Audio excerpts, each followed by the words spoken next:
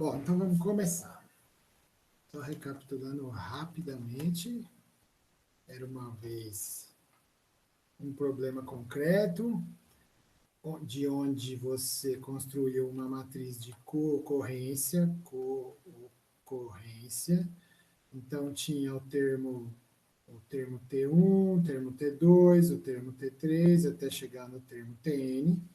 Aí tinha o T1, T2, até chegar em Tn, e não grande aqui, né? E não grande. E aí, como toda boa matriz de co-ocorrência, você contou as ocorrências dos pares. Então, por exemplo, aqui, esse ponto aqui, você contou quantas vezes aconteceu T1, termo 1, junto com o termo 2. Aí faz de quanto que aconteceram? 1.738 vezes, ótimo. Aí aqui em algum lugar você contou quantas vezes apareceu o termo T2 com o termo TN. E aí, nesse caso aqui, foram 30 vezes.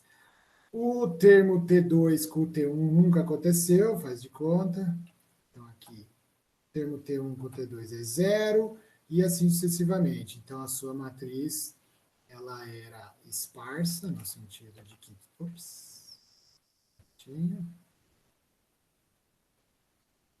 A sua matriz... Ai, cara. O que eu fiz aqui?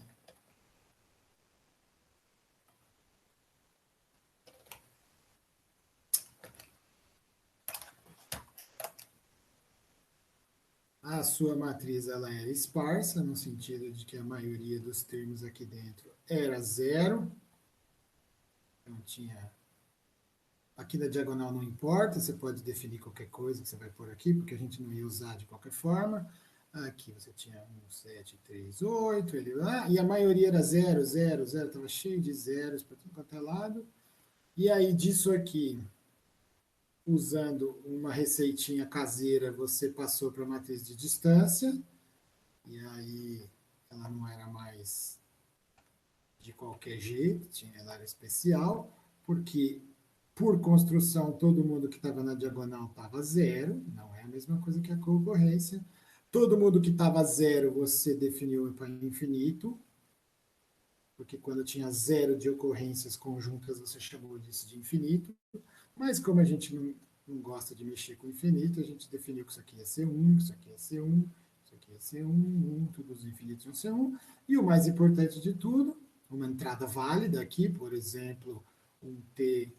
Vamos para lá.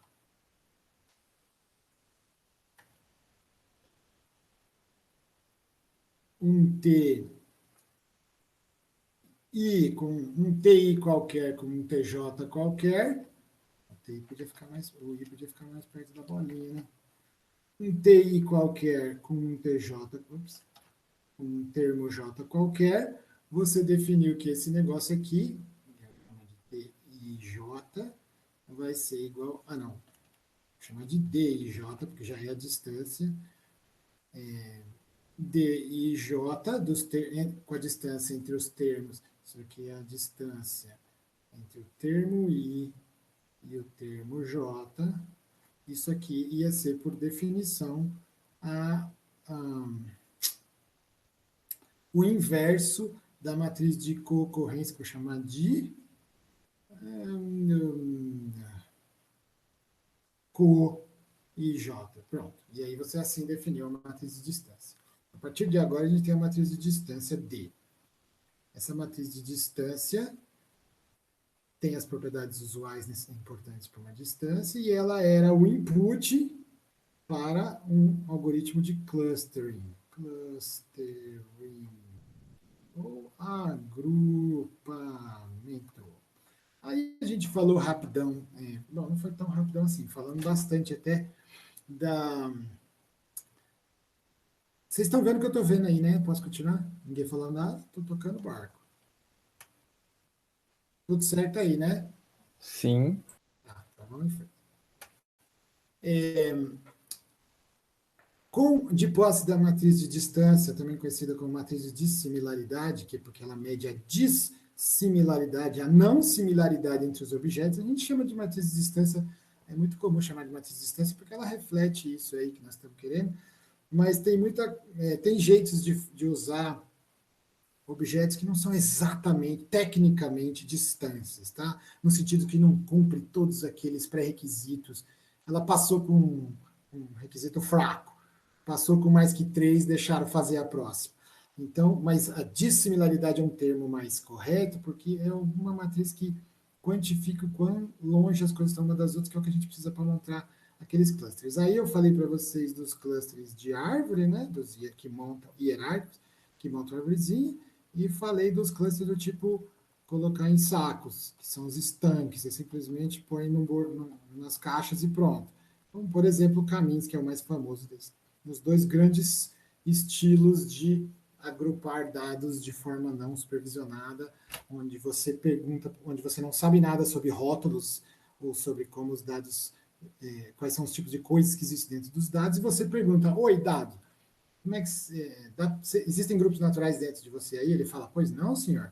Ele pode fazer desse jeito, com árvores ou desse. E a gente fez isso. Mesmo dentro do mundo das árvores, existiam dois grandes grupos, que era o de baixo para cima e de cima para baixo.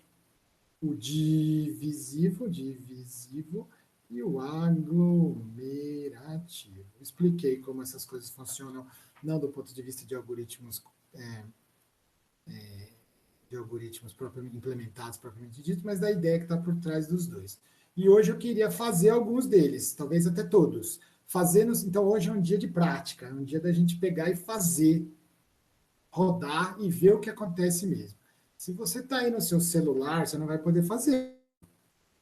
Mas se você está na frente de uma máquina mesmo, eu recomendo fortemente que você faça junto comigo e abra e faz. Quando a disciplina era presencial, eu ia fazer você fazer, ia ficar olhando você fazer e dando palpite nas mesas de todo mundo. Dessa vez não dá para fazer isso, exceto se alguém quiser abrir propriamente e apresentar a tela, que nem eu faço, apresentar para mostrar para todo mundo o que está fazendo. Tirando esses casos, eu vou fazer aqui e vou torcer para que você esteja me acompanhando ou agora ou em casa depois, tá bom? Então, beleza, vamos retomar e refazer o que a gente fez na última aula, só que agora nós vamos fazer mais exemplos e... Opa, alguém pediu para entrar. Então, agora nós vamos fazer mais exemplos e rodar as coisinhas, tá bom? Então, deixa eu ver aqui meu diretório. Você já deve ter as coisinhas aí junto com você. Eu chamei de script concorrência clustering. Estou fazendo em R, você pode fazer na linguagem que você quiser aí. Mas eu vou até fazer maior, porque depois no vídeo, a pessoa está vendo em casa, né? Fica mais difícil de ver, não é mesmo? Vamos ver aqui, ó.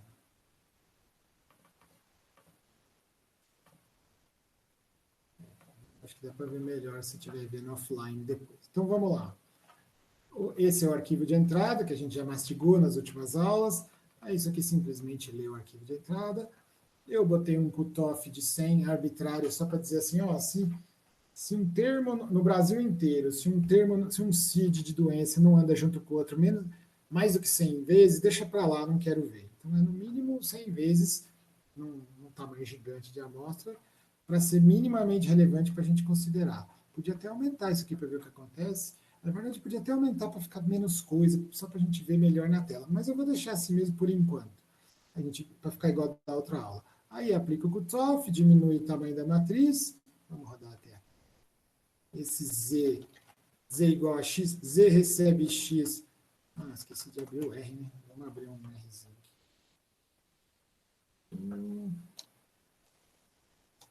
Dá para ver aí na tela? Abriu, beleza. Isso aqui, esse Z recebe X, é só para criar uma cópia de X e eu não precisar ficar mexendo no X original. Aí eu aplico esse... Vamos só mostrar aqui como funciona mesmo. Não sei se da outra vez eu fiz isso, mas ó, a dimensão da matriz de concorrência original é 3.200 e poucos termos por quadrada, né? Por 3.200 e poucos termos. Agora, aplicando esse cutoff, falando, não, só quem apareceu mais que 100 vezes, vai. Copiar, colar. Ele caiu para 288, ou seja, a maioria mesmo das relações não são relações duradouras. Nossa, que profundo isso, né? Serve para a sua vida isso. Mas a maioria das relações que tem lá nos CIDs não são relações que realmente evocam um conhecimento biológico intrínseco desconhecido. É mais coisa que acontece. Afinal, gente com autismo também tem diarreia, não é mesmo? Mas não é essa a questão que a gente está atacando. Então, esse filtro diminuiu um pouco aqui, acho que dá para ver melhor. Depois, se a gente aumentar o filtro para ficar mais astringente ainda, para 1000, por exemplo, aliás, deixa eu ver o que acontece, só de curiosidade. Se eu botar para 1000, cai para quanto o tamanho da matrizinha? Cai para 100. Vou deixar esse de 1000, então. Vou deixar o de 1000, que 1000 não é pouco, né? 1000 ocorrências já é alguma coisa. E aí fica menor aqui, vamos ver só para a gente visualizar melhor. Aí, construindo a matriz do jeito que se deve, onde era 0, pus 1, justamente para quando inverter 1 sobre 1 ficar 1 mesmo, e aí finalmente a inversão, a inversão, e finalmente colocar a diagonal tudo zero, que por construção tem que ser assim mesmo. Aí colocar Z como sendo uma matriz, em vez de ser um dataset qualquer, tá pronto. Aqui é a nossa matriz de distância. Deixa eu mostrar um pedacinho dela. Vou mostrar os 5 primeiros e os 6 primeiros por lado. 6 foi muito. Vou mostrar, sei lá, os 4 primeiros. Aqui, os 6 primeiros. Pronto. Então tá aqui só um pedacinho, só o comecinho da nossa matriz de distância. Diagonal tudo zero, como se deve mesmo, e tá quadrada. A distância entre o termo F68 e o termo F6 é a mesma do que o F6 e o F68. Cadê? Aqui, entre o F6 e o F6, isso foi fácil. A distância entre o F10 e o F6 é a mesma coisa que o F10 e o F6, quadrado, maravilha, parece que está tudo certo. Entenda essa distância, está na hora de fazer cluster. Aqui foi o finalzinho da outra aula, fiz rapidão, mas agora nós vamos fazer com calma. O cluster é um negócio tão manjado e tão... Faz tempo já, tá? Ninguém está inventando métodos supernovos. Esse negócio de cluster existe faz muito tempo. E que ele é tão manjado que ele já vem default aqui no padrãozão do R. Você não precisa nem puxar nenhuma biblioteca, nenhuma livraria, nem nada. Você simplesmente pede para fazer e pronto. O mais basicão, que é realmente o feijão com arroz, mas a gente vai sair do feijão com arroz hoje. Hoje vai ter mistura. Mas o feijão com arroz é esse aqui, é o hclust. Outra vez eu falei rapidinho, mas deixa eu abrir aqui. Para quem nunca mexeu com o R, você botar interrogação na frente, você abre o help das coisas, tá? Mas se googlar também aparece. Então, ele faz o hierarchical cluster a partir de um set de dissimilaridades, que é aquela conversa da matriz que eu falei para você. Isso aqui é um pouco diferente das outras bibliotecas que nós vamos ver daqui a pouco. Nesse basicão aqui, ele recebe como input de um objeto, então, não é uma matriz, ele recebe um objeto próprio do R, que provavelmente não existe em linguagem nenhuma mais, que é um objeto do tipo, uma estrutura produzida por uma função dist. Quando você chama uma função dist, o output de uma função dist é um objeto de similaridade, que é basicamente uma otimização de uma matriz. Como essa matriz aqui é quadrada e pode ser esparsa, inclusive, mas como ela é quadrada, principalmente pelo fato de ela ser quadrada, mas pode ser grande, o R otimiza a representação interna dentro dele aí, a representação interna dessa matriz por um tipo específico de dados, onde ele omite as diagonais e a parte de cima ou de baixo, sei lá, não lembro. Ele omite uma das metades da matriz para ganhar espaço, ganhar eficiência, mas conceitualmente é a mesma coisa. Só que na prática, se você não souber disso, dá pau na hora de rodar. Você vai enfiar lá a matriz e não vai dar certo. Vamos fazer uma vez para você ver. Se eu falar assim, põe na variável H, o hclust da minha matriz Z e faz. Ele vai dar pau, vai falar, isso aí não dá certo. Porque, na verdade, esse Z não é o que devia ser. O que é Z? É uma matriz. Eu não quero uma matriz. Eu quero um objeto de dissimilaridade. Então, essa linha aqui do script só serve para isso. Isso é importante, principalmente se você estiver usando... É importante na sua vida prática mesmo. Se você entendeu mais ou menos isso, passou com 5 bolas, se formou e agora caiu para você trabalhar com um negócio desse, que não é nenhum deep learning, nem nada, dá para qualquer um sair fazendo numa boa, faz parte do seu kit, do seu cinto de utilidades. Aí você vai rodar o negócio, dá pau, dá pau, dá pau. Se você lembrar disso, que tem biblioteca, você está usando o estado da arte, que algum seu chefe viu num congresso que tem que usar o clusters globals. E falou para você, se vira, põe aí o clusters globals. Você nem sabe direito como funciona o clusters globals, mas te mandaram fazer, você tem que fazer. Você sabe mais ou menos como esses negócios funcionam, você passou nessa matéria pelo menos com 5. Aí você foi lá e viu no help que precisa ter como entrada, é uma matriz de similaridade. Se você não prestou atenção nesse detalhezinho, que é um detalhezinho bobo aqui do próprio R, não é uma coisa conceitual importante, não vai dar certo o seu programinha. Você vai rodar, rodar, rodar, vai ficar batendo cabeça toda, vai perder umas 2 horas nisso, ou 1 hora, quando na verdade era só uma questão de pegar a sua matriz e dizer para o R assim, ó, eu quero que você pegue essa variável aqui, que é uma matriz, e faça ela, e transforme ela num outro tipo de dados, como se chama dist, então é asDist, e joga dentro da variável D. Então, se você perguntar o que é D, ele vai falar, D é um objeto do tipo dist. Faz sentido o que eu estou falando ou não? Isso aqui é detalhe de quem trabalha com R, não é uma coisa conceitual, mas é um detalhezinho que pode dar uma dor de cabeça infinita, porque não vai estar, infinita não digo, mas não vai estar escrito no help o que tem que fazer, ele apenas vai falar, ó, eu recebo uma dissimilaridade. Ah, tá bom. Beleza. Aí, uma vez transformado D no formato que ele tem que ser mesmo, o resto fica fácil. Agora eu vou fazer de novo o hclust, só que a entrada não é... Então, importante, a entrada não são os dados, não são a matriz de concorrência, nem os dados que você obteve, sei lá onde. A entrada desse procedimento é uma matriz de dissimilaridade. Então, você tem que arrumar essa matriz. Nós arrumamos. Pum! Fez, não reclamou. Agora, vamos ver como é que fica. Plot H. No R é sempre plot variável. E ele se vira, ele interpreta sozinho que tipo de dado que é essa variável. Nesse caso aí é um cluster, né? Porque o resultado do cluster foi jogado numa variável que se chama H, ela tem várias partes, daqui a pouco a gente olha uma delas. Outra vez eu mostrei rapidinho, mas agora a gente vai ver com calma. E é com base nas informações que estão dentro de H que o plot sabe o que tem que fazer. E aí ele plota essa árvore bonita aqui, que daqui a pouco a gente vai olhar. Se em vez disso você tivesse plotado, sei lá, x vai, sei lá, de 1 até 10, e, sei lá, de 1 até 10 também, o plot seria um gráficozinho desses números. Então, ele interpreta sozinho o que tem que fazer. Você não precisa se preocupar com essas coisas, não. Ainda bem, né? Então, plot H, maravilha. Agora, isso que nós estamos fazendo não é ideal de ficar vendo na tela. Você não vai pegar o celular, tirar uma foto e mandar um print para alguém, entendeu? Não está mandando nude de dendrograma aí. Na verdade, a gente tem que dar um jeito de exportar isso para algum lugar, para um arquivo. Então, não é conceitualmente o que se faz, não é conceitualmente necessário quando você está falando de aprendizado de máquina não supervisionado, mas quando você está trabalhando de verdade com alguma coisa que você realmente tem que entregar, é muito importante. Então, eu não quero que fique tirando print da tela, eu quero que faça um arquivo, para isso eu vou ensinar rapidinho como é que faz no R. O R é um bicho estranho. Quando você manda plotar alguma coisa, fechei, né?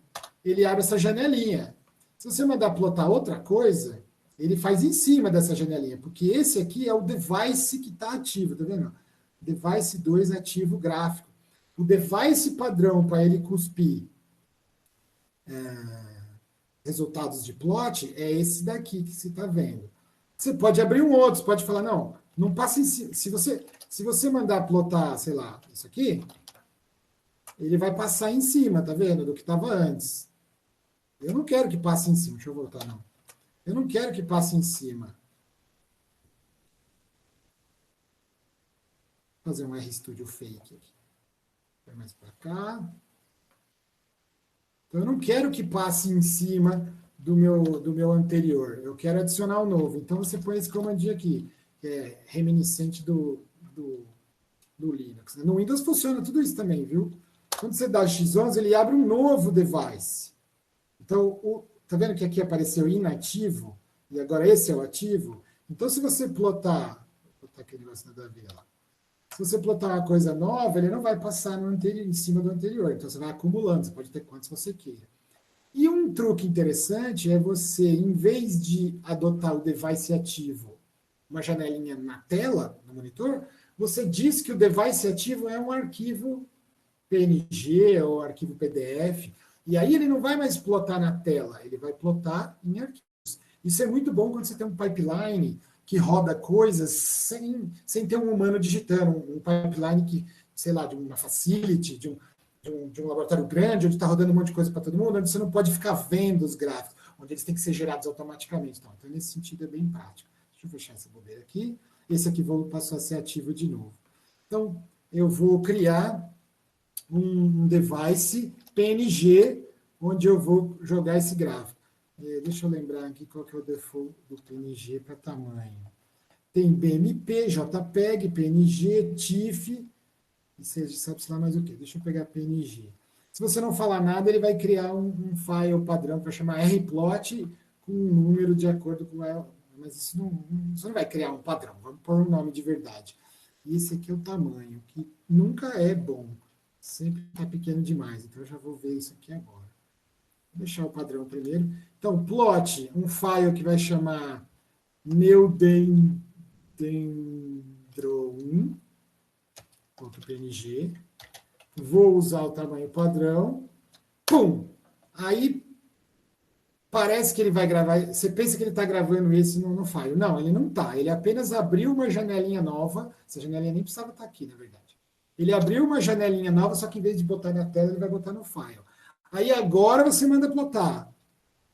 Plot meu dendrograma. Pum, você viu que não apareceu nada aqui. Por quê? Porque agora não é mais para aparecer na tela, é para aparecer dentro do arquivo. Uma vez finalizado, você dá um dev.off, é uma função que fecha o device que foi aberto. E só depois desse comando é que realmente o file foi escrito finalizado. É que nem os scan. Lembra dos scanf, file? Como é que era aquele negócio de encher? fopen e depois fclose. É parecido com isso, tá? Do mundo do C, para você que já esqueceu tudo isso. É parecido com f. Ó, já criou aqui meu dendro. Vamos ver se ficou bom. Não ficou bom, ficou pequeno, né? Então agora vamos mudar aqui os padrões. Não gostei. Vamos de novo. Só que agora, em vez desse quadrado aqui, eu vou botar. Vou multiplicar por 1000 para ver por 10 para ver o que acontece. Plot H e dev off para fechar. Ixi, vai ficar gigante, acho que exagerei. Vamos ver. Eita! Agora ficou um pouco ruim. Ficou muito grande. Ah, mas se bem que agora dá para ver melhor, né? Vamos virar para o lado aqui. Putz. Dá para ver um pouco melhor o que está acontecendo. Ficou meio grande ainda, mas pelo menos dá para ver as subárvores um pouco melhor.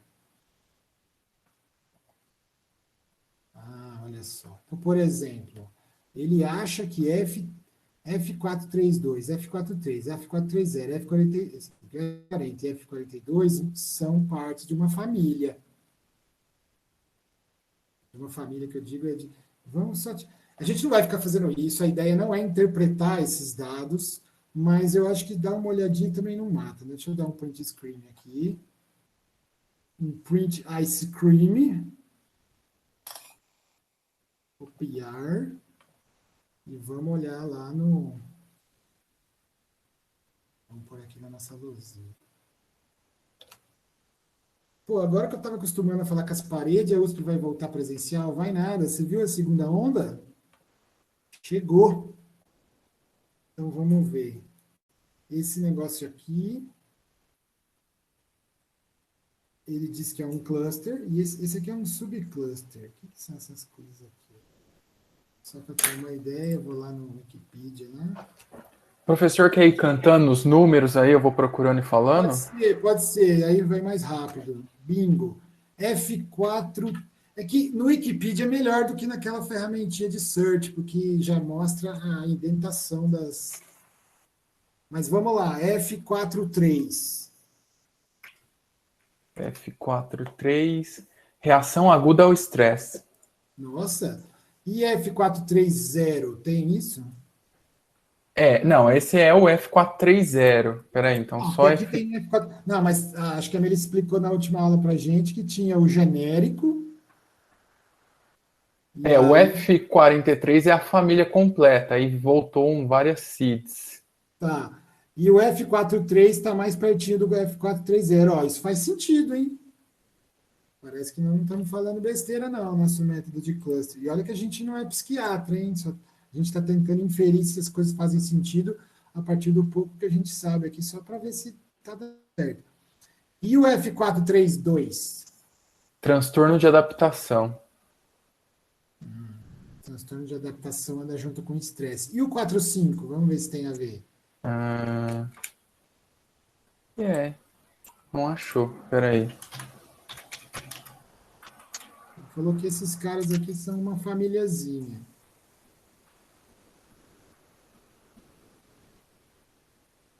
Quer dizer, a gente não manja o suficiente para falar se isso faz sentido ou não. Nós estamos só usando o bom senso, não é mesmo? É F435 mesmo? Talvez eu tenha falado errado. Não, F45. 45. Wait a minute.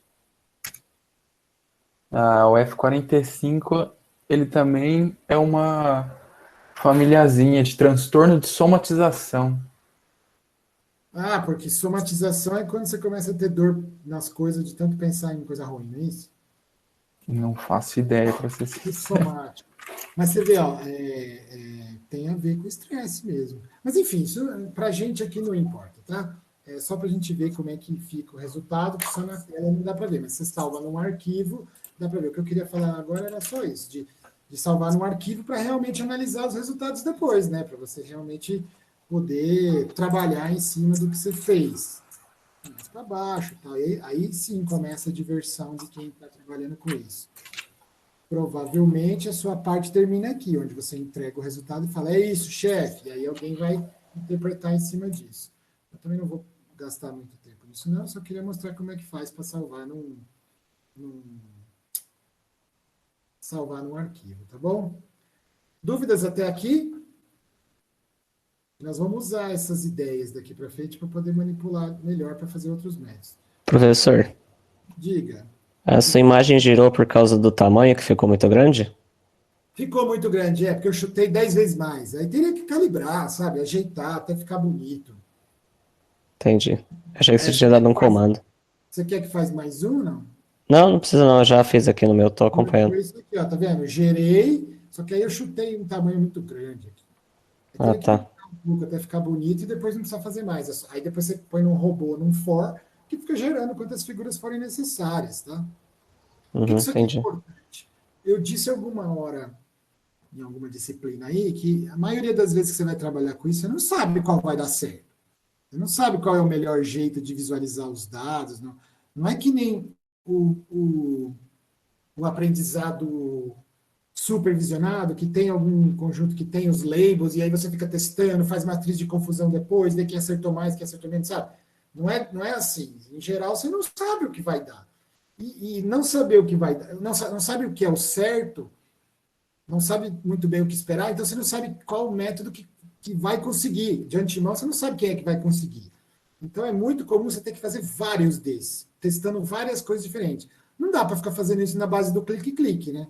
O ideal é você fazer um for que percorre vários parâmetros e vários tipos de análise de agrupamentos diferentes, todas esquematizadas para ser robotizado num pipeline, e cada uma delas gera um gráficozinho com os mesmos parâmetros, de modo que no final você vai ter uma coleção, sei lá, 15 árvores dessa, 10 dessa, onde você vai abrir. Aí sim você vai gastar um dia abrindo todas e vendo qual ficou melhor, seja lá o que quer dizer melhor.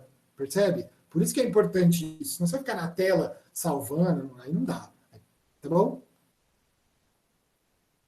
Vamos voltar aqui. Beleza. Uma vez feito isso, agora o que eu quero com vocês é usar outros métodos, porque esse é o mais arroz com feijão de todos, o HClust, que faz o Hierarchical Cluster basicão, que já vem pronto no R e tal. Mas existem outras coisas. Aí tem os detalhes de como é que ele faz, tal. O que são os outputs. Por hoje, eu acho que eu não quero entrar nisso, não. Hoje eu quero mostrar as outras coisas para que você, se você desistir do curso hoje, pelo menos, da disciplina hoje, pelo menos essas coisas você já sabe fazer mais do que um. O Help é bem útil, tem umas coisas interessantes, mas o que eu quero mesmo é... não está escrito aqui no Veja Mais, então eu vou te contar mesmo. Existe uma livraria, uma biblioteca do R, que já vem junto com o R, mas você tem que chamar ela, que é muito boa que tem os métodos mais consagrados, inclusive os que eu falei aqui, a parte teórica, a lição pelo menos, que tem os métodos consagrados para clustering. Adivinha como chama essa biblioteca? Chama cluster. É assim que faz no R para você chamar uma biblioteca que faz parte já, ou que já foi instalada. Se você chamar uma biblioteca, que alguém falou para você, usa a biblioteca como passar em REC de padrões, aí você vai lá e põe essa biblioteca, não vai ter na sua... Aí você tem que instalar ela, não estou falando disso agora. Estou falando de bibliotecas que já foram instaladas previamente por você ou pelo seu administrador de sistema aí. Quando você tem algumas bibliotecas já vêm dentro do R mesmo. Elas estão lá, você não precisa instalar, mas elas não são default, você precisa chamar. E é assim que faz para chamar uma biblioteca nova no R, tá? Você fala livraria, nome da biblioteca, não é livraria não, viu? É biblioteca, é só zoeira. Chama a sua livraria aí, cluster, e a partir de agora, mais métodos de cluster, que não só o basicão feijão com arroz, H-cluster, estão disponíveis para vocês. E quais são esses? Bom, vamos começar por partes. Eu falei na outra aula, em alguma aula aí, que os métodos eram divididos em dois grandes grupos. Vou falar de árvores primeiro, só porque nós estamos falando de árvores. Aí depois a gente vai naqueles ali, tá? Se não der tempo hoje, outro dia. Professor, o Felipe fez uma pergunta no chat. Vamos no chat, então. Os caras não gostam de falar. Cadê o chat? Cadê? Felipe. Professor, aí no caso, você teria que ter ou ser um especialista no assunto para encontrar um modelo que se adequa a mais à verdade. E se o modelo estiver mostrando for algo não convencional, como avaliar isso? Como avaliaria isso? Não convencional no sentido de não ter domínio específico de algum especialista. Então. Alguma aula aí passada eu disse que o aprendizado não supervisionado era mais difícil do que o supervisionado. As pessoas que manjam falam ali, o quê? Você está maluco? Deep Learning é muito mais difícil que ficar fazendo cluster. Eu sei.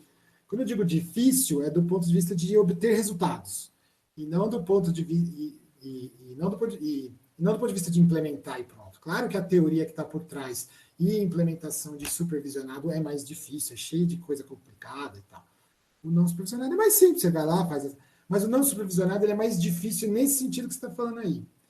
Quando você não sabe o que esperar e você monta árvores, apertou o botão falando me dá árvores, ele vai te dar árvores, não tenha dúvida. A árvore que você está obtendo, a classificação, o agrupamento que você está obtendo pode não ter absolutamente nada a ver com nada, ser um grandíssimo artefato do aleatório. Se você gerar números aleatórios e mandar cluster agrupar, vai agrupar. E aí não vai ter significado nenhum. Então você fala, então esse negócio é uma porcaria. Não. Ele tenta buscar verdades que estão por trás, mas ninguém conhece. Se ninguém conhece, não tem como você olhar e falar assim, nossa, olha o que eu achei. Não tem. Tem algumas coisas que a gente usa para ter uma noção se deu certo ou não do ponto de vista técnico. Se não foi aleatório. Mais para frente eu vou, não hoje, mas outro dia nós vamos discutir essas coisas, algumas métricas. Tem alguma coisa que você possa fazer para garantir a qualidade? Sim, nós vamos ver. Eu já vou antecipar, spoiler alert, é o bootstrapping. O bootstrapping é uma técnica assim, grosso modo. Você tem sua árvore, aí você vai lá no tronco, balança, fica balançando a árvore, para ver quais... Aí os galhos vão ficar mexendo para lá e para cá. Se começar a cair folha, é porque aquela árvore não estava boa. Então, o bootstrapping tem umas técnicas para dar uma chacoalhada na sua árvore. Aqueles ramos da árvore que ficarem juntos, apesar de você estar chacoalhando, provavelmente eles andam junto mesmo. Eles não são artefatos da montagem. Isso não quer dizer, e isso tem muito computeiro e cara da prática também que confunde isso. Só porque passou de um ponto de vista de critério de qualidade técnica, não quer dizer que significa alguma coisa o que você fez. Vou dar um exemplo concreto. Já trabalhei num problema uma vez, onde a gente fez as árvores e separou em dois grupos. Chacoalhamos, fizemos tudo que é do ponto de vista computacional para ver se estava certo. E o computador falou assim, a máquina disse, olha, eu não sei o que é isso, mas é assim. Aí depois a gente descobriu que os dois ramos, que os dois grandes agrupamentos que foram gerados Eram 2 laboratórios diferentes que mediram o negócio. Ou seja, é verdade, mas não serve para nada. O aprendizado de máquina conseguiu detectar 2 grupos que eram altamente de não interesse, mas conseguiu. Como que a gente percebeu isso? A gente pegou as folhas dessa árvore e ficou tentando correlacionar com tudo que dava externo. Tudo, um monte de informações externas que não foram usadas para criar a árvore, para ver se chegava em alguma coisa. Menino, menina, se foi coletado, se é mais velho ou mais novo, todo tipo de informação externa que não foi utilizada para a construção da árvore, que não foi utilizada como informação não supervisionada para construir a árvore, foi usada para tentar validar a relevância da árvore. E no final a gente acabou vendo que existia uma tendência bem grande, não era perfeita, mas era muito forte de laboratório 1 e laboratório 2, que é o tipo de efeito que você não quer, porque não tem nada a ver com a pergunta técnica, com a pergunta biológica, naquele caso, a pergunta médica, no caso, sendo feita. Mas é verdade, está lá, e foi a máquina que descobriu, o machine learning descobriu. Esse é o tipo de resultado triste, está correto, mas é triste. Aí eu estou mais voltando no que você falou em cima. Então, se não tem especialista, ou se você não está pensando que o que o povo queria, naquela época lá, era fazer uma árvore que dividisse bom prognóstico e mau prognóstico, para realmente separar as pessoas. Não aconteceu isso. O bom e o ruim estavam espalhados em tudo quanto é lugar. Mas a árvore fez 2 grupos. O aprendizado de máquina não supervisionado fez 2 grupos, ele só não servia para nada. Quer dizer, não é que não servia para nada. Foi importante saber que isso estava acontecendo para tentar corrigir isso depois. Mas foi o tipo de notícia, foi a notícia ruim. Foi bom que o aprendizado achou isso, nenhum humano sozinho ia ter visto isso, então é bom, mostramos nosso valor. Mas você foi o entregador da notícia ruim, então as pessoas não ficaram felizes, né? Mas é isso que eu quero dizer com encontrar coisas que não se estava esperando. Agora, se você tiver num caso, num domínio de aplicação onde ninguém sabe nada, onde fica do jeito que ficar, e aí você está. Aí realmente é difícil você dizer que esse foi melhor que aquele, ou foi melhor que aquele. Porque é como se tudo. Como nada vale, pode ser tudo, não é mesmo? Então, esses são os mais difíceis de todos. Eu estou trabalhando agora, mesmo, recentemente, com o pessoal, inclusive, provavelmente o professor vai vir dar uma palestra para vocês para explicar melhor o conjunto de dados, porque ele é real e tal, e eu vou querer que vocês mexam um pouquinho. Mas, contando já o fim do filme, o aprendizado não supervisionado fez um agrupamento que ninguém conhecia o agrupamento. Mas aí, quando a gente correlacionou com dados clínicos externos, ficou, não vou dizer claro, porque nunca é fácil falar claro, mas deu a entender ali que os 2 grupos estavam separando por prognóstico, um melhor que o outro. Não perfeito, tá? Tinha umas misturinhas. Mas que estava separando por prognóstico, um melhor que o outro. Aí os caras, por quê? Porque foi uma informação externa que validou. Agora, se eu não tivesse essa informação externa, por que o paciente Zezinho tem que juntar com o Guinho e com o Luizinho? Não sei, não dá para saber, entendeu? Então, nesse caso que nós estamos trabalhando agora, eu não sei quais são as doenças que andam, os transtornos que andam com quais, mas certamente tem uns parecidos. Esse que a gente acabou de fazer de exemplo aqui é um indício de que o que nós estamos fazendo faz sentido. O negócio de estresse aliado com outro de estresse, aliado com o somático, sabe? São coisas que parecem que fazem sentido. Se você estivesse fazendo clustering de órgãos do corpo, você ia imaginar que as diferentes partes de um cérebro estariam juntas e não grudadas com o pé, nem com o fígado, entendeu? Se estivesse tirando tecidos dessas. Então, esse tipo de indício dá um. Entendeu, né? Mas é por isso que é mais difícil. Esse daqui exige que o computeiro esteja mais in touch, mais entrosado com o pessoal que vai usar e interpretar, porque senão você entrega e fala, os caras falam, tá, obrigado. O negócio supervisionado já não precisa ser tão. Você não precisa ser expert no assunto para ver que acertou tantos e errou tantos, não é verdade? O expert no assunto vai dizer se isso é aceitável ou não é. Se você mandar o cara Covid negativo para casa falando que é positivo, é grave em relação a mandar o cara. Sei lá, a inversão. Quem vai dizer se isso é grave ou não é o especialista. Mas todo mundo tem a noção intuitiva do que quer dizer errar, acertar na tabela, na matriz de confusão. Então, nesse sentido que é mais difícil. Beleza? Satisfeito? Vamos voltar lá, então. Se tiver mais alguma coisa, alguém quiser perguntar alguma coisa aí, pergunta, senão Dou-lhe uma, dou-lhe duas, dou-lhe três voltando para a imagem. Então, tá bom. Então, vamos fazer uns desses aqui. Vamos começar com o, sei lá, divisivo.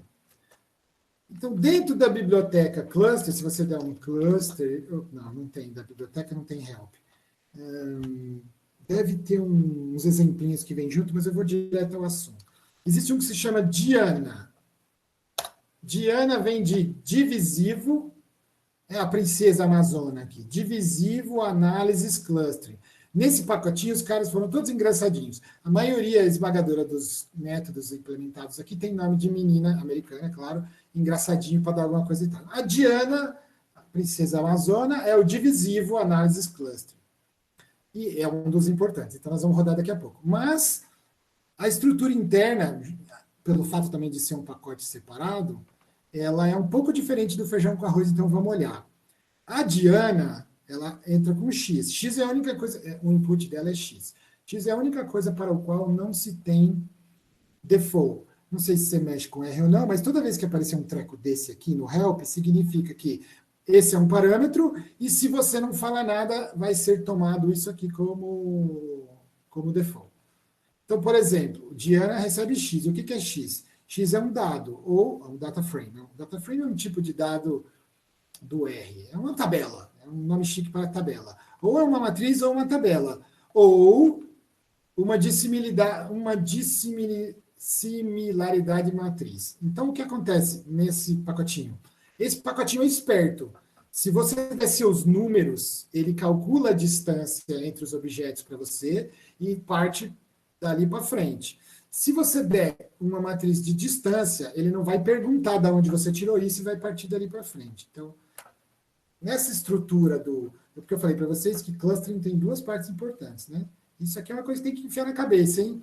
Mais para frente eu vou falar que tem um 3, mas que é o quality control que o amiguinho perguntou, mas hoje não. Faz de conta que só tem 2, tá? Que é o classicão. O 3 não é todo mundo que faz, mas nós vamos fazer aqui que eu quero que vocês entendam essas coisas. O tal do bootstrap, tá? Mas não hoje. Faz de conta que eu não falei nada disso. Spoiler. Tem duas partes. Medir distância e receita para arrumar as folhas. Tem duas grandes para fazer agrupamento, é isso. No R, conceitualmente, essas duas partes estão separadas. Você pode fazer isso aqui do jeito que você quiser e depois pegar uns pacotinhos para fazer isso, ou fazer integrado.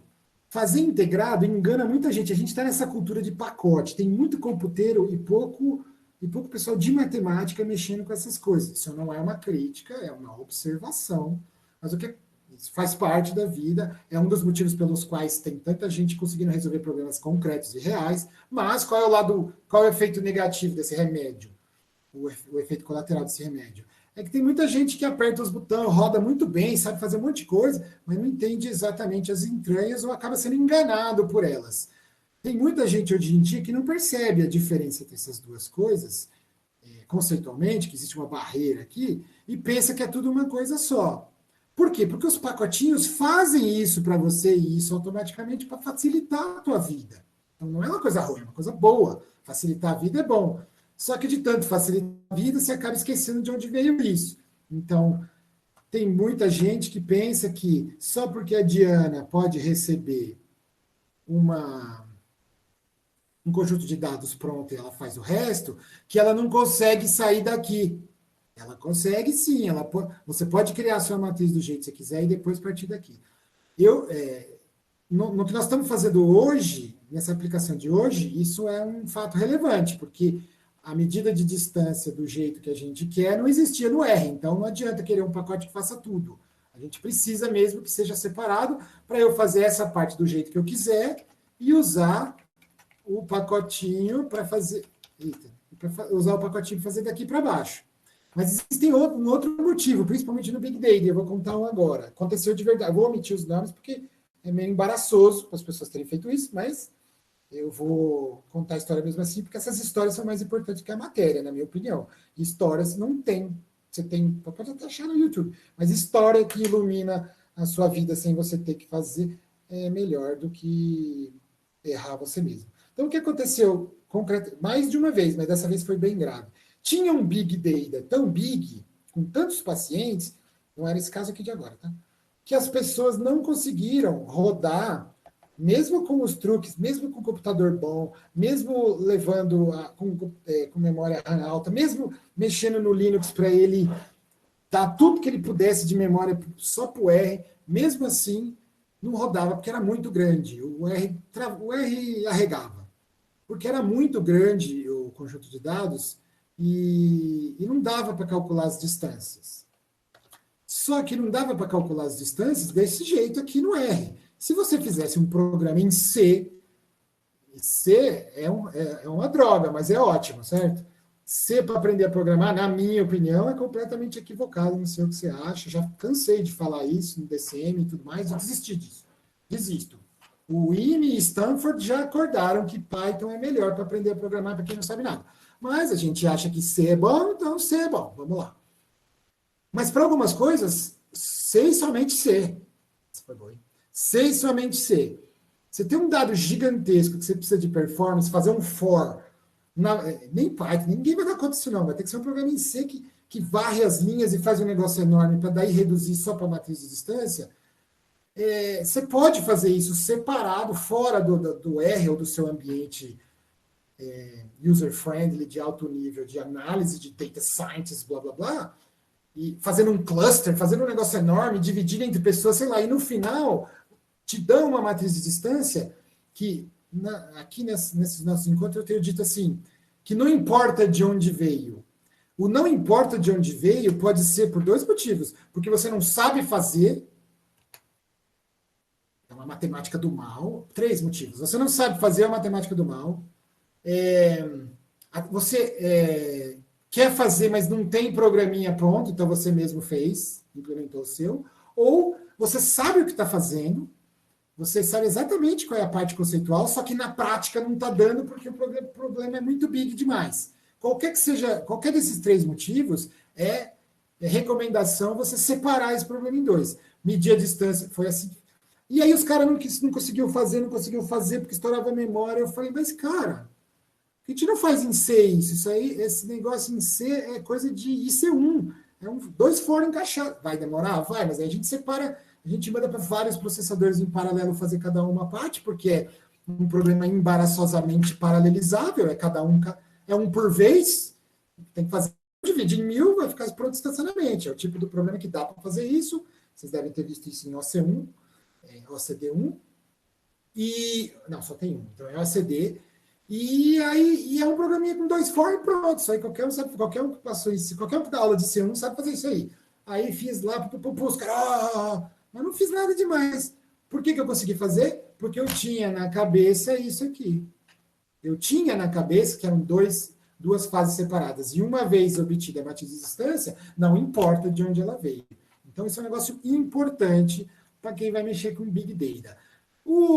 A Diana, se você der um dado gigantesco para ela, ela não dá conta. Ela não vai dar. Se for o Steppenwolf aqui, o Werewolf, ela rega, não fala que não vai dar. O lobo da planície. Mas se você já der uma matriz pronta, ela faz. Tem sentido isso que eu estou falando? Deu para compreender? Isso é uma coisa importante do ponto de vista estratégico.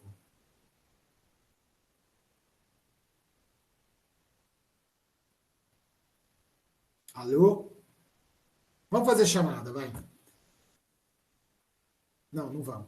Deu para entender? Qualquer um fala para continuar. Sim, deu para entender. Ótimo. Entendo, professor. Só precisa de um falar. Se tiver um assistindo, eu fico. Você sabia que depois que acaba essa aula, eu recebo uma lista de presença automática? Uma lista de presença automática da USP chega no meu e-mail dizendo que horas que você logou e que horas que você deslogou. Como se isso significasse alguma coisa. Eu acho que o pessoal está levando muito a sério essa pandemia. Amigo, se você estiver aí no Netflix ao mesmo tempo, eu queria estar no seu lugar, eu queria poder estar assistindo a aula e vendo Netflix ao mesmo tempo. Se você não fizer os negócios que eu estou falando sozinho, Você vai perder esse ano. Esse ano já está perdido mesmo, é verdade, mas seu empregador não quer nem saber. Ele vai querer que você faça os negócios. Então, aproveita que tem aula. Vamos lá. Que é melhor do que nada, ou não. E que é melhor do que presencial, eu acho. Então, a Diana recebe isso. Vamos fazer. Se eu der para a Diana fazer, vou botar na variável WW, vai ser a Diana de D. Era D ou não? É, D. Pum! Nossa, já a Diana. Vamos ver a cara. Plot WW. Wonder plot. Ah, o que é isso aqui? Ah, silhuetas. Eu não expliquei isso aqui. Nem vou explicar agora, mas volta à questão que o amiguinho... Quem falou isso? Um dos coleguinhas aqui... Ah, o Felipe falou, mas e como é que é esse negócio de qualidade? Então, a silhueta é um dos jeitos que se usa para ver qualidade técnica, tá? Não do conceito que foi agrupado, mas a parte técnica. Então, existe um coeficiente divisivo, que é para ver quão... colocando bem a grosso modo, seria assim, existem técnicas que medem a distância dos objetos que foram colocados, a distância entre si dos objetos que foram colocados no mesmo grupo é menor do que intergrupos, intragrupos é menor do que entre grupos, em clusters que ficaram clusterizados, quer dizer, grupos que realmente existem, que são coesos e tal, você espera que a galera dentro de um grupo seja mais parecida do que de um grupo com o outro, em geral. Então, existem métricas para medir exatamente isso que eu estou falando, o coeficiente divisível é um deles, não é o caso hoje, a gente volta nisso outro dia. E aí tem esses grafiquinhos que mostram, mas existem algumas métricas para ver se a coisa está bem... Não que esteja correta, porque eu vou insistir pela milésima vez, que não dá para saber, mas que está pelo menos bem feita do ponto de vista técnico, que o cluster não é aleatório. Mas o que eu quero mesmo é o próximo. Esse aqui. Vamos deixar grande. Ó, não faço a mínima ideia se isso é bom ou não. Nem se está diferente do outro. Não vem ao caso hoje, mas o ideal seria gravar isso aqui num file e comparar com o outro. Ver quem, de repente, agrupou igualzinho, não agrupou igualzinho. Não vem o caso aqui hoje, tá? Hoje eu só estou mostrando outras formas de fazer. Mas aí, ó, a Diana fez. Você viu que é bem simples. Claro. Eu detesto quando as pessoas simplesmente mandam o gráfico do jeito que saiu do R, porque mostra, mesmo que não seja verdade, parece que você não pensou. Então, você pode mexer nesses gráficos, você pode, sei lá, vamos ver... era assim que fazia? Não, só o 3 mesmo. Ei, para com isso, rapaz. 0 para sair. Batida interativa. Tem um jeito que eu não lembro qual, que já vai direto para a árvore, mas isso não é o caso agora também. E você pode, por exemplo, mudar o que está escrito lá, meu plot. Aí escreve meu plot, em vez de escrever plot, em vez de vir o automático. Então, você pode editar isso aqui. Mas, em último caso, você abre a figura e pronto. Não vem ao caso hoje, mas hoje eu só quero mostrar como é fácil fazer os diversos sabores, tudo bem? Então, esse aqui é o Diano, divisivo. Sem entrar no mérito de qual que é melhor e tal. A gente já sabe como eles funcionam, porque a gente gastou um latim nas últimas aulas. O divisivo é aquele que vai dividindo de cima para baixo, lembrou? E o aglomerativo que vai de baixo para cima. Vamos fazer o aglomerativo. Aí você sabe que a Diana faz de cima para baixo. Tem um monte de parâmetros aqui que eu acho que eu não estou afim de falar. Daqui a pouco eu falo desse, que esse é importante. Mas aí você vai lendo o help, ele vai falando como funciona. Daqui a pouco eu volto no detalhes. Não queremos saber de detalhes. Qual é o tipo de coisa que ela cospe. Veja também. Então, o Diana é um dos métodos. Mas tem outros. Tem o tal de Agnes. Aqui ele diz... um outro. Então, vamos ver o Agnes agora. Agnes. Daqui a pouco a gente volta nos detalhes. Agnes é o aglomerativo, é o hierárquico cluster que você está acostumado. A estrutura é a mesma da Diana, porque estão todos dentro do mesmo pacotinho. Mas a Agnes é de baixo para cima. Aglomerando. O resto é tudo igual. Não tem nenhuma especificidade do Agnes em relação ao Diana. Pelo menos nada assim e vale a pena ir atrás. Então, eu vou lá e vou rodar o Agnes. E aí, uma coisa que eu queria discutir com você é o seguinte. Quando um negócio é bem feito, e agora estou falando de computacional, não de teórico, quando o pacotinho é bem feito, é realmente só trocar uma coisa pelo outro. Agnes. Agora eu vou chamar de Azão. E pronto. Isso é muito importante para você que vai querer ser computeiro fazedor de pacote ou utilizador avançado. Quando os pacotes seguem uma lógica, não é obrigado a fazer isso. Não tem obrigação nenhuma de fazer isso. Mas pensa bem, imagina eu chegar para você e falar, seja a função x de f. Vai falar, pô, cara, precisa mesmo fazer isso? Você não pode fazer f de x igual todo mundo? É um tipo, mas não é obrigatório. Se eu quiser falar que minha função chama x e a variável de entrada chama f, eu posso, não posso. Mas isso aqui você está sendo de propósito antididático para dar nó na cabeça das pessoas. Mas poder pode. Então, uma coisa, isso aqui eu exagerei, tá certo? Estou chutando o pau da barraca. Mas pode. Ou chegar e falar assim, ó, 2 eixos, né? Você vai lá e chama esse aqui deitado de y e esse aqui de x. Pode fazer isso? Claro que pode. É como se eu estivesse olhando de cima. Mas, pô, precisa fazer isso? Não. Existem algumas convenções que a gente segue para facilitar a vida dos outros. Mesma coisa quando você está construindo pacotinhos. E na hora de usar pacotes, de preferência esse. Porque mesmo sem saber como o Agnes funciona, você fez funcionar. Porque existe uma intuição por trás. Isso aqui é muito importante também no de aprendizado não supervisionado. É muito importante na parte de aprendizado supervisionado, porque às vezes você monta um sistema e quer comparar em classificadores, a única coisa que você vai fazer vai ser mudar o nome do comandinho, o resto vai ser tudo igual. Isso seriam pacotes bem feitos, feitos em sintonia com essa noção didática, digamos assim, de dar uma intuição nas coisas. E esse pacotinho clustering aqui do R, ele é desse jeito, ele tem essa construção que tenta seguir o mesmo espírito, de modo que você possa simplesmente apertar um botão, trocar o nome do comando e fazer pelo outro método. Então, agora você já tem 2 métodos de organizar que você sabe. Vamos lá. Você sabe fazer, né? Já ouviu falar... vamos nós. De novo esse treco. Ó, ficou diferente esse, hein? Não sei se ficou melhor, não sei se ficou pior, mas ficou diferente. Tem um clusterzão bem separado dos F84 aqui. O F84? Eu sei quem é F84. Mas, enfim.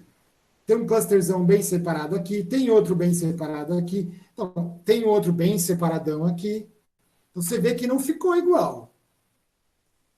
Eu não sei qual está certo, talvez nenhum dos dois esteja certo, mas talvez a Agnes tenha conseguido capturar uma coisa que a Diana não conseguiu.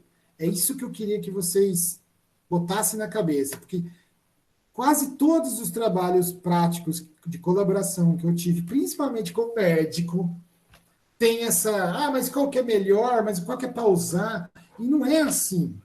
Não é a questão de qual que é melhor, qual que é para usar. Tem que usar todos que der para usar, lógico. Não vai também vai ficar uma lista de 20 para os caras escolher.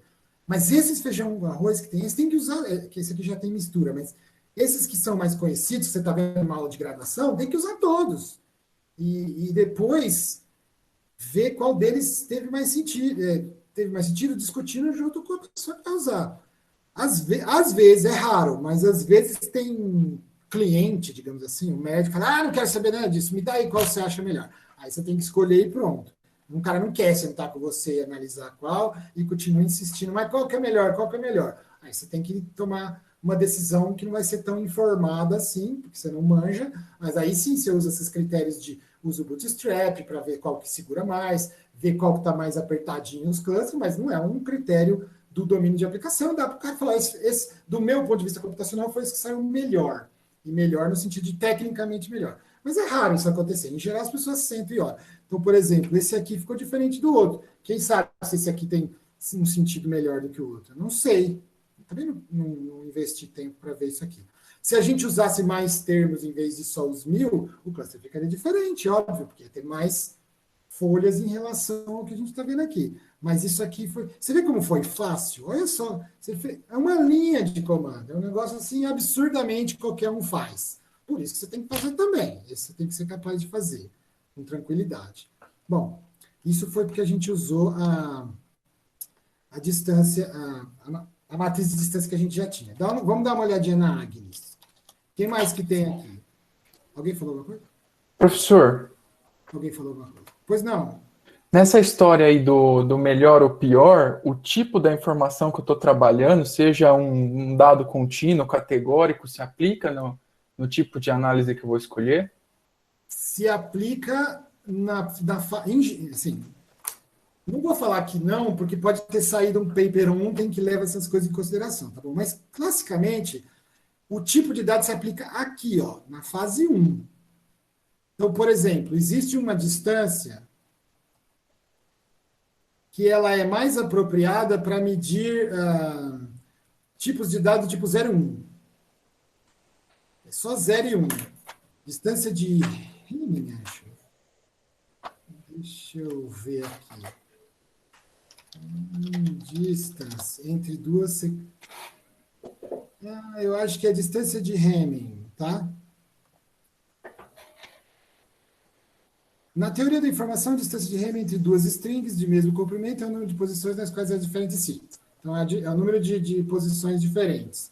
Então, se você estiver trabalhando com um negócio que é 0 e 1, tem, não tem? Tem, não tem. Imagina os antigos, eles não tinham computador, mas imagina os antigos, lá na época de Darwin, tentando fazer árvores filogenéticas, assim, na base dos caracteres. Então, lagartinha da floresta tal. Tem 2 olhos? 1.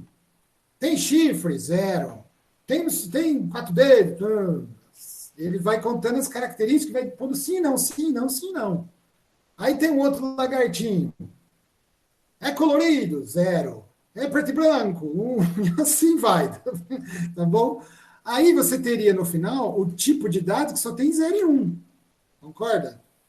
Uhum. Para o tipo de dados que só tem 0 e 1, não é nem categoria, existe a distância mais apropriada para medir a distância entre os dois lagartinhos.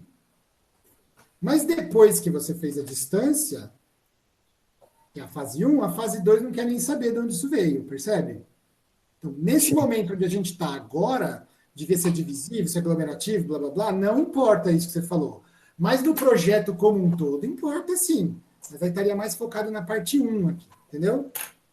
Sim. Então, já que você falou, vamos entrar na parte 1. Vimos 2 aqui, tá bom, daqui a pouco a gente vê. Ó, então, vamos olhar... Não, vamos olhar a Diana, porque a Diana... Ó, então vamos olhar a Diana. Então, a primeira coisa que eu mostrei para você foi o input. Ele quer um input que ou é a matriz de dados mesmo, ou já é a matriz de distância. Se eu tivesse nessa situação dos lagartinhos que eu acabei de falar, ou num dado categórico e tal, isso aqui ia dar errado. Por quê? Porque o default dessa ferramentinha é usar a métrica de distância como euclidiana. A boa e velha euclidiana. Que eu não sei se todo mundo sabe, mas tem que saber. Essa tem que saber. Qual é a distância euclidiana entre o ponto A e o ponto B?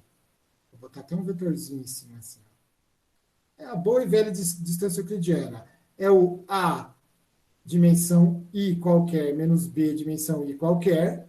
Eleva ao quadrado porque não pode ficar negativo, e tanto faz quem veio antes, não é mesmo? E soma tudo isso. Soma tudo isso desde a primeira dimensão até a última. E tira uma raiz para ficar bonito. Essa é a distância euclidiana.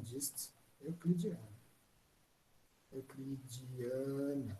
É a distância que você usa quando você mede coisas. É a distância do Pitágoras. O grande Pitágoras. Você tem um X, um Y, você tem um ponto aqui. Cai em tudo quanto é vestibular. Esse aqui é o ponto A, esse aqui é o ponto B, tá bom? Você vai lá.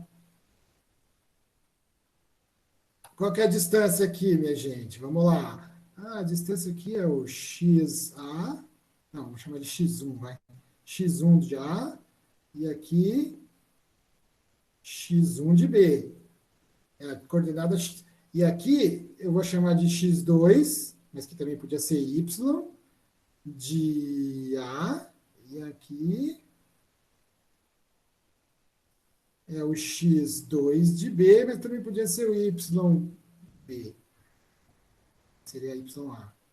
E qual que é a distância aqui? D quadrado é igual a Como é que é? Eu não estou lembrando. A mais B quadrado igual a C quadrado, não é isso?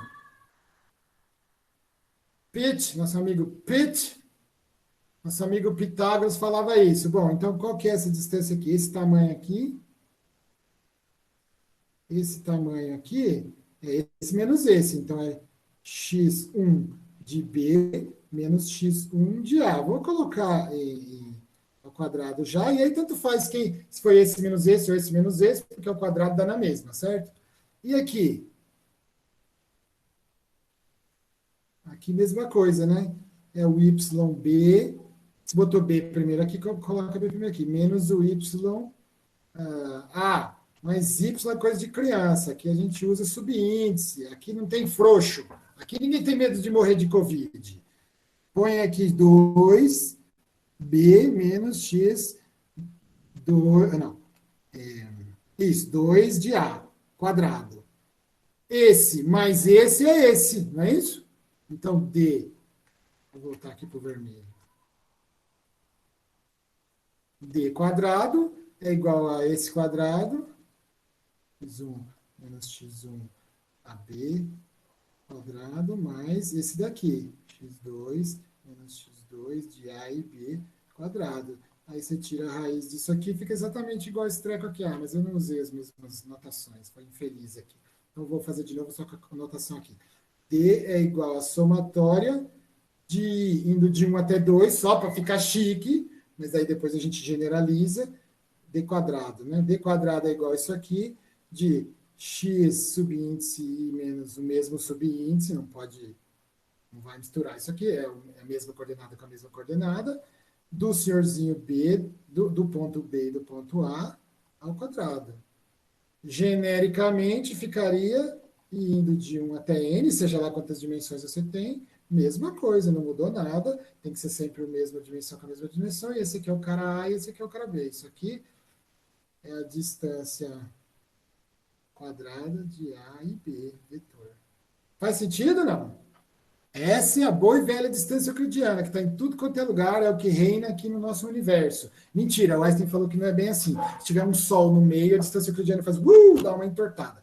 Mas isso não veio ao caso aqui nessa disciplina. A distância certa mesmo no mundo que a gente vive, em escalas intergalácticas, é um tensor muito louco, cheio de relatividade, que não veio ao caso. Mas aqui no mundo que a gente mora mesmo, de velocidades baixas e distâncias pequenas, ou do nosso dia a dia, distância euclidiana é a distância certa, é o que rege. E por esse e por outros motivos, que tudo quanto é pacote, em não sabendo nada, mete euclidiana mesmo. Mas euclidiana não é a única coisa que existe. Faz sentido, minha gente? Sim.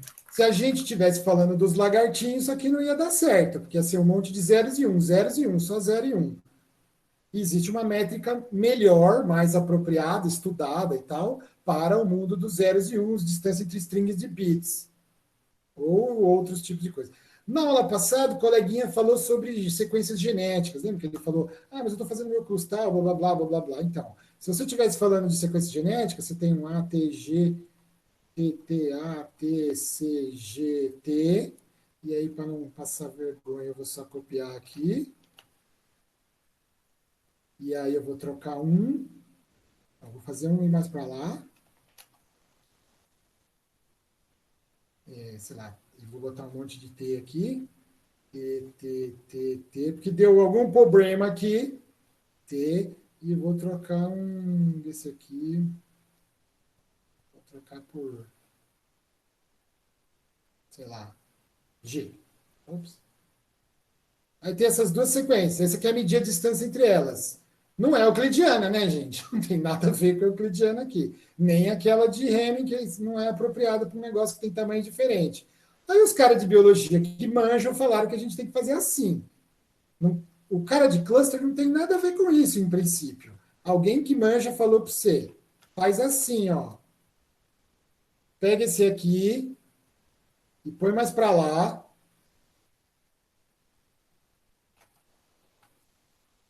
Põe aqui. Abre um espação aqui no meio. 1, 2, 3, 4, 5 espaços. E aqui, ó, perdeu o ponto. Não, vou fazer aqui. Ó. Vou botar uma pontinha. E aqui deu certo, deu certo, deu certo, deu certo, deu certo, deu certo, deu certo, deu certo, deu certo. Eu não estou te falando como é que chegou nesse alinhamento aqui de duas sequências.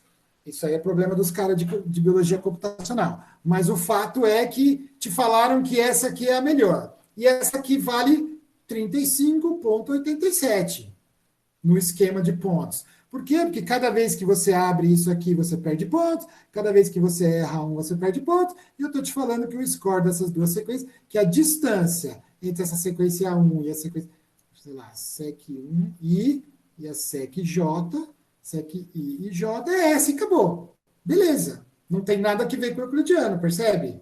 E não tem nada que ver com a nossa de concorrência e não tem nada que ver com a outra métrica. Mas euclidiano é um clássico. Tem a ver com isso aqui, a primeira parte. A segunda parte, toca o barco igual. Bom, então isso aqui é uma coisa que eu falei da outra vez, mas eu queria esclarecer, porque agora a gente já tem 3 diferentes. Mas a euclidiana é a mais importante de todas. E é por isso que eu vou pedir para você implementar daqui a pouco, hoje. Mas antes eu quero terminar essa conversa dos padrões aqui. Então, se você não fala nada, padrões no sentido de default, se você não fala nada, vai ser a métrica euclidiana utilizada. Esse daqui é um dos parâmetros mais importantes. Vamos mais para baixo aqui. Métrica. Um caractere string especificando qual métrica que vai ser utilizada. Hoje em dia, nossa, só tem essas duas, que triste. Por isso que é bom, tá vendo? Falei para você que é importante saber separar em duas partes para poder usar o pacotinho. Hoje em dia só tem duas disponíveis, a euclidiana e a Manhattan. A Manhattan, como é que é a formulinha dela mesmo? Deixa eu ver.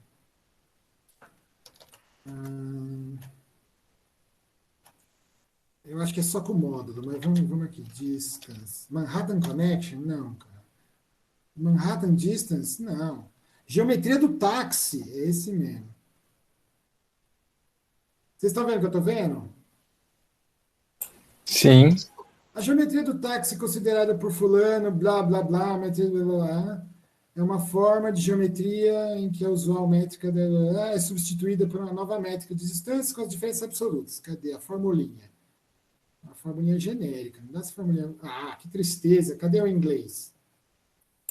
Tá aí, professor. O professor passou a hora que rolou. A formulinha... Não tava lá no texto. Claro que tava. Volta lá. Opa. Desafio aceito. Vai rolando devagar aí. Eu vi o módulo, sobe. Rapaz, cadê? Isso aqui não. Isso aqui é muito vagabundo. Não. Aqui, ó. Ponto P2 em E, mas isso aqui é para pontos que tem só... Não, só tem 2 pontos. Olha que coisa mais primitiva. Compara isso com isso aqui, rapaz, ó. Ó. Fora que tá em inglês. Se tiver em inglês, tá certo. Olha isso aqui, que bonito. Feito em latex. Não. Olha que bonito. Mas, enfim. A distância de Manhattan, você vê que é igualzinha a euclidiana, só que não tem quadrados, nem raiz. É módulo. Faz diferença? Faz diferença. Eu não queria falar disso hoje, mas na próxima eu vou falar. Mas faz diferença. Hoje eu só estou falando, mostrando as coisas que tem dentro do R aqui, para você ser capaz de rodar. Eu não lembrava desse fato triste de que só tem 2 distâncias métricas. É bem triste isso, porque o mundo não é só essas 2, não. Tem um monte de outras coisas legais.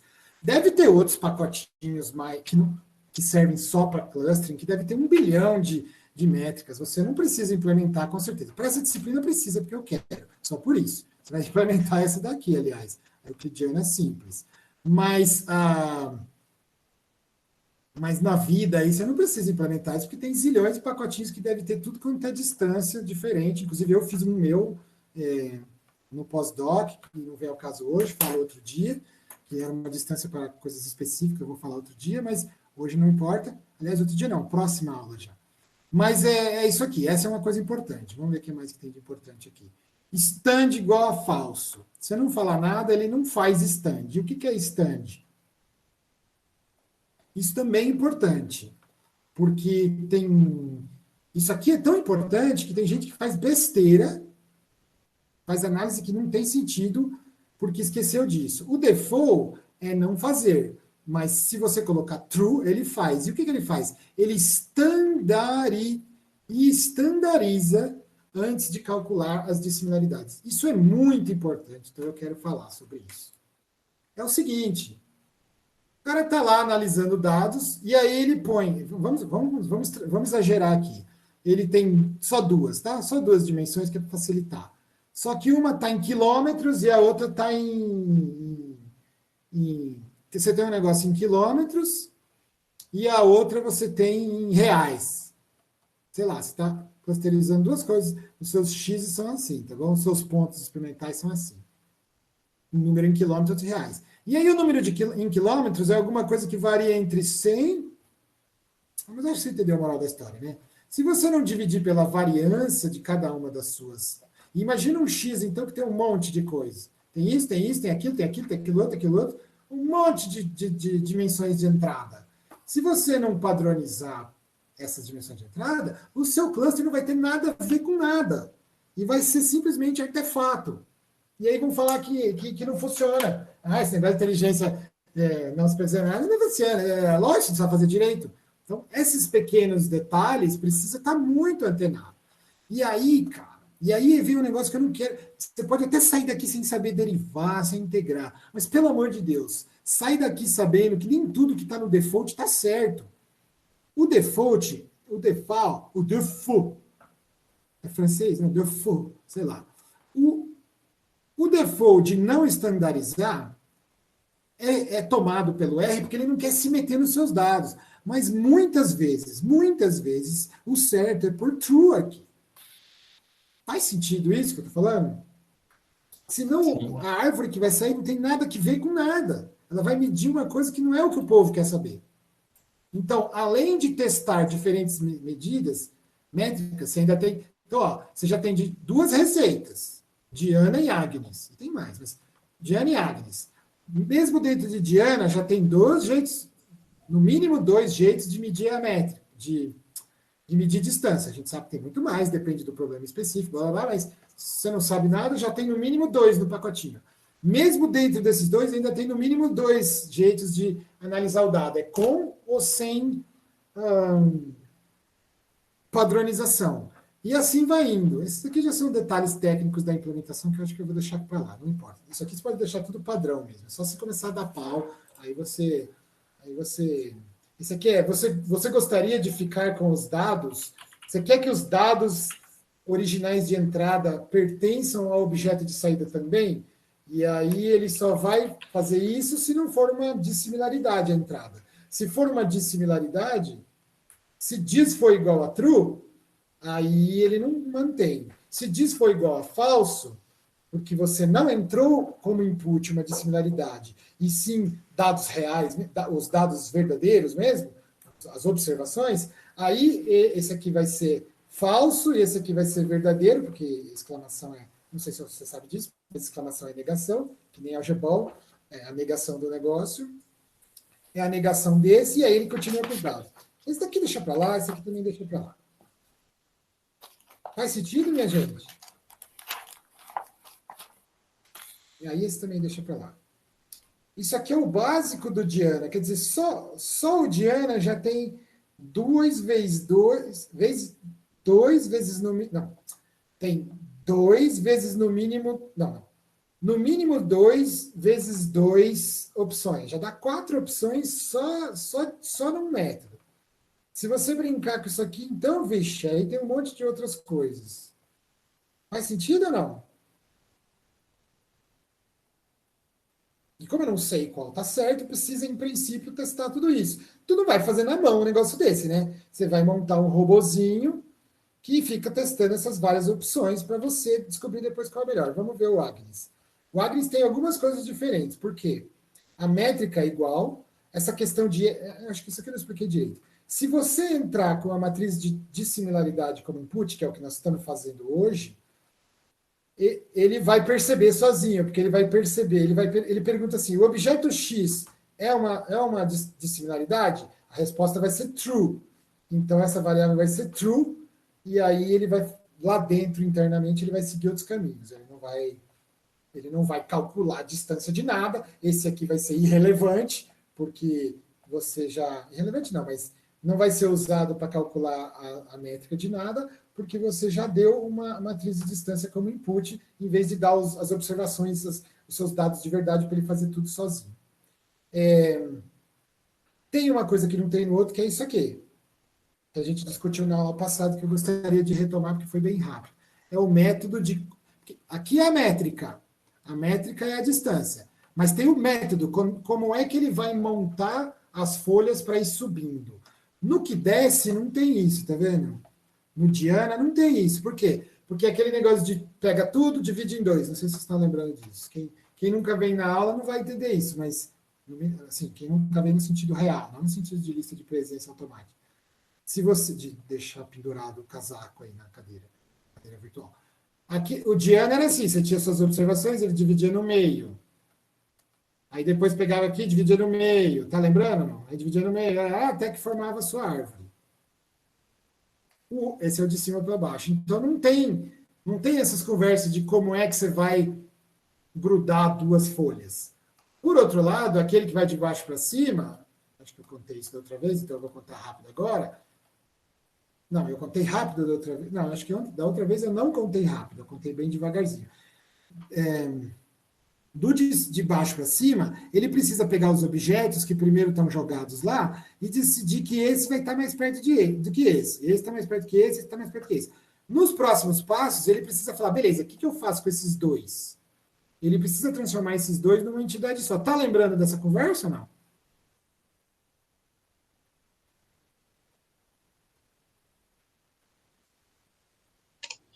Sim. Sim, tá lembrando dessa conversa. Então, no próximo passo, ele precisa fazer isso. Aí ele decidiu que esse cara e esse cara estão próximos, por isso que eles viraram isso aqui. Decidiu que esse e esse estão próximos, por isso que eles viraram isso aqui.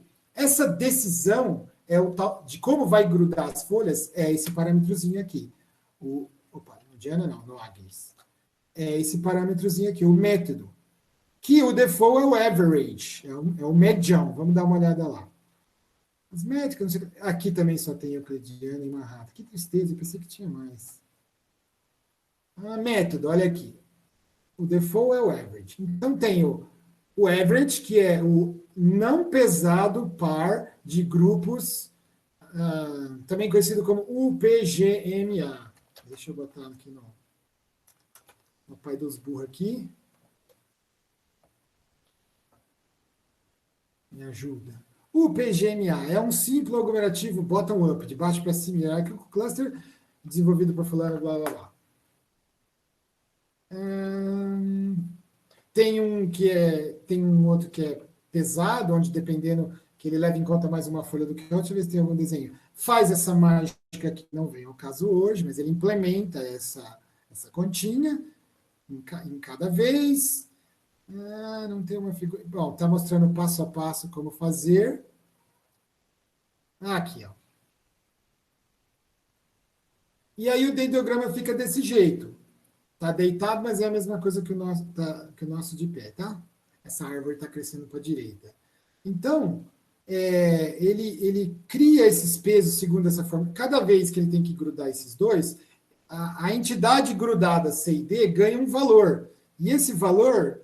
C e D aqui deve ser C e D, cadê? Tem que ser 14. Onde é que está? W igual a 14. Tudo bem, não veio ao caso agora. O que importa é que existe uma receita clássica, bem estabelecida, para se juntar as folhas, e a receita é basicamente toda vez calcular esse D aqui. E aí, depois que você grudar nas folhas, você calcula de novo, e vai vendo quem está mais perto, E. Deixa para lá. Isso aqui não precisamos fazer isso tão profundamente nessa disciplina aqui, pelo menos. Só se você quisesse implementar. O que você precisa saber é que é a forma de juntar essas duas folhas e tem uma receita específica. Para daí montar de baixo para cima até chegar no último, tá bom? Isso aqui também, esses pesos, é o que sai... É o que sai aqui, tá vendo? São os pesos dessa... Então, aqui, por exemplo, ele está dizendo que nessa figura, como esse peso, essa árvore, esse galho aqui, esse subgalho com o resto da árvore ficou bem separado no weight, aqui no height, na altura, significa que é como se o método estivesse falando, ó, esse pedaço e do outro, eles estão bem separados, viu, amigo? Eles tiveram um peso grande, eles estão bem separados. Esses aqui já não estão tão bem separados. É claro, por isso que eles estão perto um do outro. Então, essa altura aqui, que está representada nesse eixo esquerdo, tem a ver com a receita de construção. Eu não quero entrar no detalhe desse negócio, senão a gente ficaria uma aula inteira fazendo isso. Eu nem lembro dos detalhes, aliás, teria que ler de novo. E não vem ao caso. O que vem ao caso, no nível que a gente está, eu imagino, na minha opinião, é entender que a forma como sai essa árvore aqui, essas alturas, tem a ver com a ligação entre os objetos. Nesse caso grandão aqui, é como se... objetos no sentido do que nós estamos fazendo aqui, não no sentido de orientação a objetos. Tem a ver que... a interpretação nesse exemplo que a gente está aqui, significa que esse pedaço aqui está bem diferente do resto. É como se o primeiro... esse cluster aqui realmente não tem muito a ver com o outro. Esses aqui andam junto mesmo. E assim ele vai subdividindo. Tá? Mas essa é uma das receitas. Existem outras. Qual mais tem? Tem o single linkage, que eu não lembro como é que faz. Será que tem nos details? Details. Ah, que bom. Tem a explicação de um por um. Então, se o professor não sabe mais como faz, você menos ainda precisa saber, não é mesmo? Não precisa saber essas coisas. O que precisa saber é que elas existem e checar e achar onde está a explicaçãozinha toda vez que você precisar. Vamos ver aqui. O average, a distância entre dois clusters, ou duas subclusters, no caso, né? Porque ainda não terminou tudo. Cada galho daquela árvore. É a dissimilaridade média entre os pontos que estão lá dentro. É uma receita, um jeito de fazer. Esse outro não. Esse outro fala, não, eu vou grudar pegando o que tiver menor. O que tiver é o mais perto, o vizinho método. O vizinho mais perto. Então, na hora que estiver montando essa árvore aqui, ó, ele vai escolher para ser a próxima nova folha virtual, porque folha mesmo só tem os de baixo, né? Uma folha, não é uma folha, é uma bifurcação da árvore, onde começa uma subárvore. Ele vai escolher quem vai ficar junto pelo melhor caso, pelo vizinho mais próximo. É uma receita. O outro aqui é o complete, é o mais, é o que tiver mais. Flexível, eu não lembro qual que é esse. Isso aqui eu não lembro como é que é, não. Os detalhes, deixa eu ver. Flexível deixa você fazer do jeito que você quiser. Que legal. Você pode impor uma equação. Bonito. Isso aí é coisa para os caras que mexem com isso, assim, que trabalha com isso mesmo no detalhe do desenvolvimento. Eu, até hoje, nunca precisei inventar um negócio, mudar distâncias, eu já precisei. Mas a receita de como que gruda, eu nunca precisei até hoje. Mas também pode ser por isso que alguns clusters que eu fiz não deram certo, entendeu? Então, não estou dizendo que não precisa fazer isso, não. Se você for trabalhar com um tipo de cluster pelos próximos 5 anos, aí eu acho que vale a pena otimizar no talo. Todo esse raciocínio de otimização, as pessoas levam bem a sério quando estão falando de deep learning, quando estão falando de aprendizado... Quando estão falando... Não é isso que eu queria. Quando estão falando de aprendizado supervisionado, as pessoas costumam azeitar o sistema no detalhe, sabe? Pôr óleo em todas as engrenagens, ficar vendo no detalhe de quantos neurônios precisa, sabe? As pessoas levam muito a sério isso. No mundo do não supervisionado não é tão assim, mas também tem detalhes para serem azeitados, sabe? É que a gente não costuma ficar muito nisso e toca o barco em frente, porque, em geral, os problemas de não supervisionado não compensa você achar os clusters a todo custo, porque você não vai conseguir saber se estava, em geral, você não vai conseguir ter a posteriori, como eu falei 1000 vezes já, não vai conseguir fazer a posteriori, ver se deu certo, não deu, se valeu a pena. Então, as pessoas não costumam, em geral, na prática, descer nesse nível. Mas é possível, tá lá. Você pode fazer coisas que pode formar do jeito que você quiser aqui. O que mais? Ele está até falando, Ó, tá até falando aqui o que eu acabei de falar. Cuidado, irmão. Cuidado e experiência são provavelmente necessários. Muito cuidado, na verdade. São provavelmente muito necessários para usar o método igual flexível. Ou seja, não mexe nisso. Só faz isso se souber o que está fazendo, tá? O que mais que tem de método? Nossa, generalizado average. Isso aqui eu não lembrava, não. Esse aqui eu acho que da última vez que eu olhei o help não tinha, porque eu não prestei atenção. E assim vai indo. Tem um monte de coisa. Esse aqui é para quem entende. Cadê o ward? Ah, tá aqui. Ward. Tem o Ward também. O Ward está sendo bem popular. Pulei ele. O Ward está sendo bem popular ultimamente. O Ward 2, inclusive. Está sendo bem popular ultimamente aí, por razões que eu não compreendo completamente, porque eu não fiquei acompanhando. Mas os detalhes.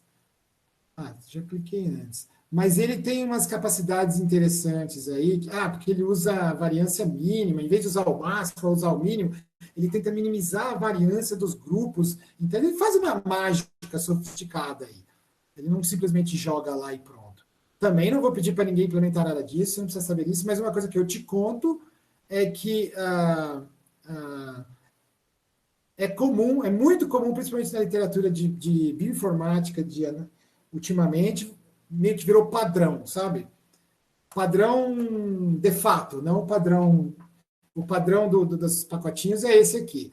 Mas a gente, ultimamente, eu ando vendo muito isso aqui, porque parece que funciona melhor, testaram em benchmarks, mas eu não vou bater o martelo aqui e falar para você usar isso, porque eu não sei exatamente por que ele foi escolhido melhor. Mas eu estou vendo, que eu acompanho a literatura de uma certa distância, né, porque agora eu não fico mais afundando nessas coisas, que ele está sendo bastante popular, o Ward 2, principalmente. Esse aqui acho que nem tem o Ward 2 nesse pacotinho, mas tem outros que tem, tá?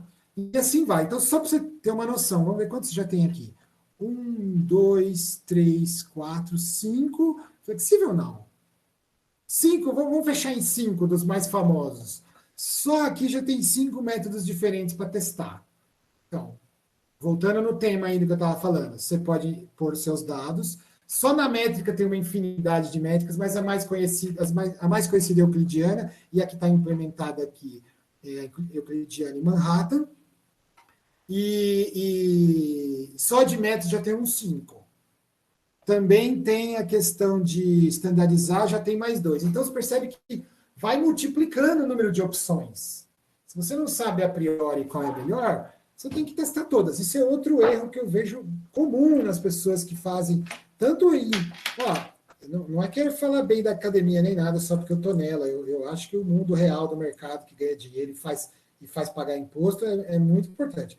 Mas o que a gente vê aí é que, em geral, o pessoal de mercado, quando você escuta o que eles estão falando, eles não ficam testando as coisas, não. Mete 1 ou 2 parâmetros padrão, se der certo, ótimo, se não der, não deu. Se tiver valendo muito dinheiro, vale a pena gastar um tempo aí tentando outras opções. Mesmo que não seja muito dinheiro, se estiver valendo o seu serviço, seu emprego, vale a pena testar umas coisas. Não pode desistir, que também não são... O ideal é criar um sistema de pipeline onde é prático testar várias opções. Faz sentido o que eu estou falando? Estou falando de coisas para você aplicar de verdade na sua vida. O resto deixa você assistir no YouTube, tá cheio de tutorial aí, que ensina a fazer coisa, que fala venha comigo e faz. Mas essas coisas eu queria que você pusesse na cabeça e que você fizesse. Mas não um por um.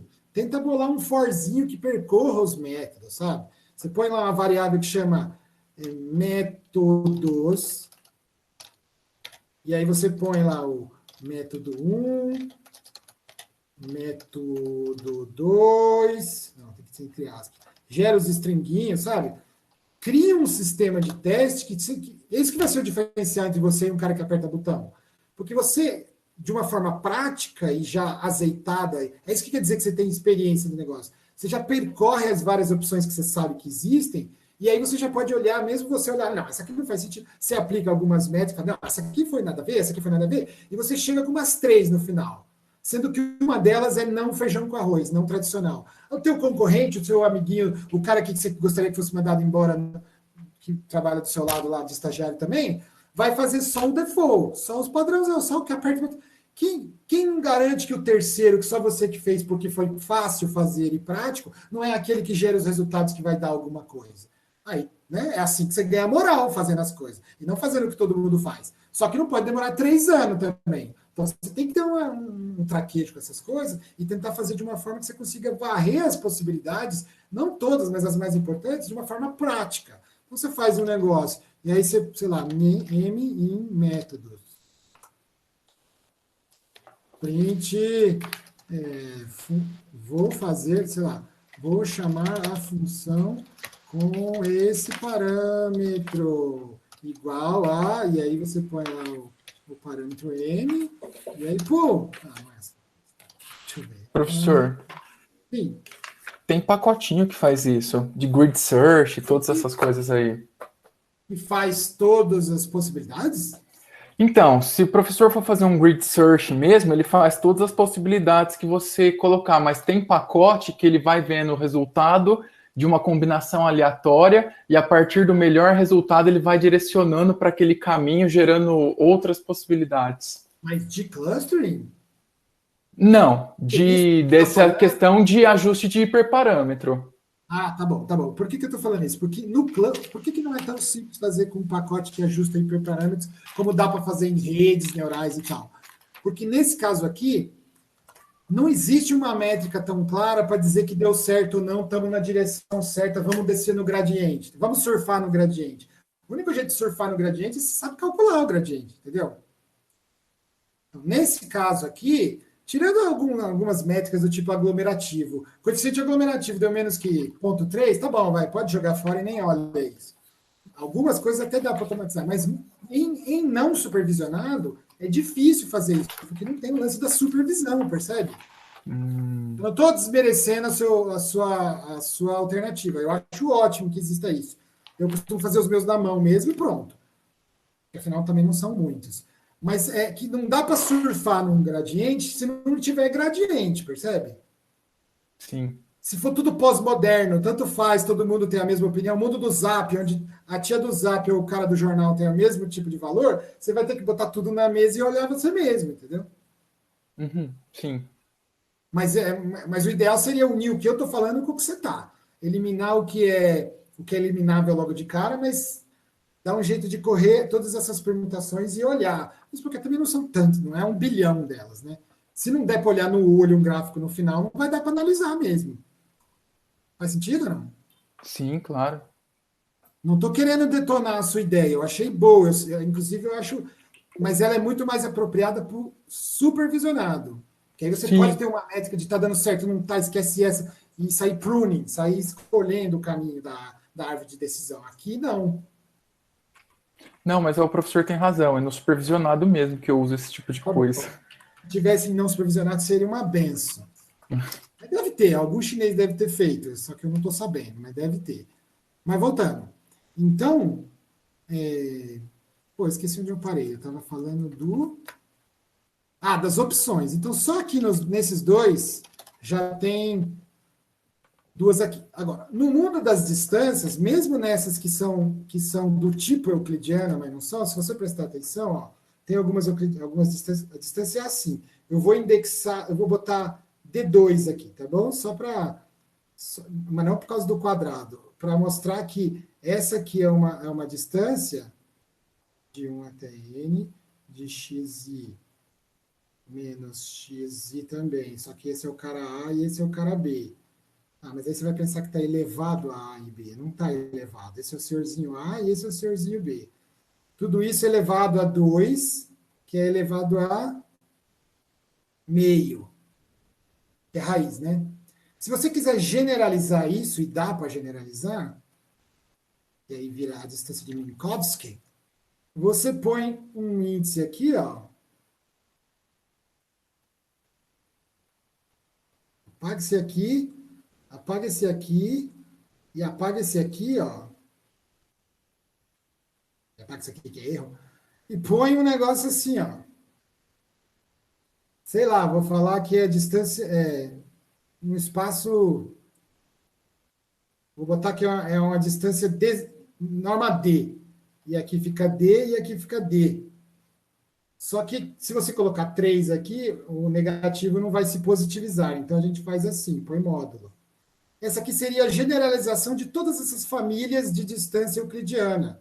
Não só euclidiana, como, por exemplo, toma D igual a 2, fica igual a euclidiano. Agora faz D igual a... Vamos pôr uns exemplos. Faz D igual a 8. Pode isso, Arnaldo? Poder pode, né? Vai ficar um pouco... Já vamos falar disso. Mas pode pôr 8 aqui? Pode. Aí vai ficar elevado a oitavésima, e aí tira a raiz oitoésima do negócio. Pode isso? Pode. Você pode fazer também com uma versão que é 0? Pode. É a norma... Pô, esqueci o nome desse treco. É quando você faz assim, ó. Desculpa, 0 não, 1. Quando você põe 1 aqui. Fica 1 e fica 1. Oh, eu já vi essa distância antes. Essa é a do Manhattan do táxi. Essa é do táxi. A de 2 é do eu. Se D igual a 1 é táxi. Se D igual a 2 é Euclides. Euclides. Se D igual a 3 não tem nome, mas tudo bem, chama de curva. Se D igual a qualquer coisa, é qualquer coisa. Você fala, pô, então por que eu vou fazer um negócio desse? Ninguém usa D igual a 90, ninguém usa D igual a 7, mas até 3, 4 ainda vai lá. 1, 2, 3 e 4 ainda vai lá. E tem um motivo de por que isso.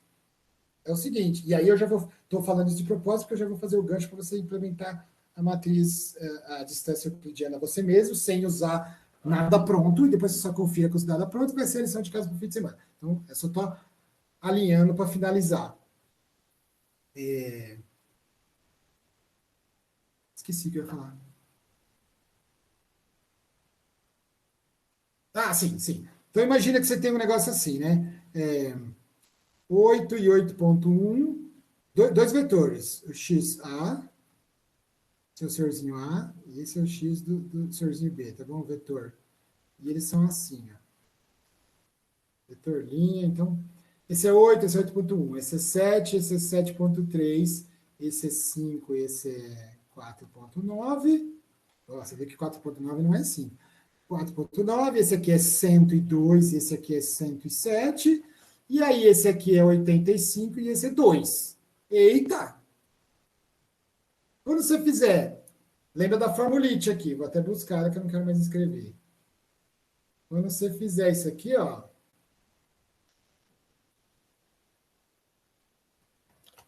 quando você fizer isso aqui, vamos desmembrar o algoritmo aqui, apesar de ser muito simples, e eu estou falando simples não é para ofender ninguém, é porque você já está no 4º ano, vamos lá, é simples. Vou falar aqui, não é para putz, mas eu não estou achando simples. Beleza, vamos correr atrás junto. Mas é simples sim, tá bom? Vou ficar mentindo para você ficar feliz, não. Então, você simplesmente vai correr um for. Essa somatória é correr um for, né? Vou fazer x1 menos x1 do A e do B, a primeira vez, então é esse com esse. Aí leva ao quadrado, maravilha. Mais, aí o x2 desse com esse, do A e do B. É esse com esse, maravilha? Eleva ao quadrado, mais, aí vai dar uma diferencinha, vai dar uma diferencinha, vai dar uma diferencinha, vai dar uma diferencinha, e chega nesse aqui, vai dar uma diferenção. Concorda ou não? 85. Aqui tá tudo dentro do razoável, tá? Vamos ver quem tá mais perto de quem, beleza, esses aqui são pertinho, mas aí vem esse cara aqui, pô.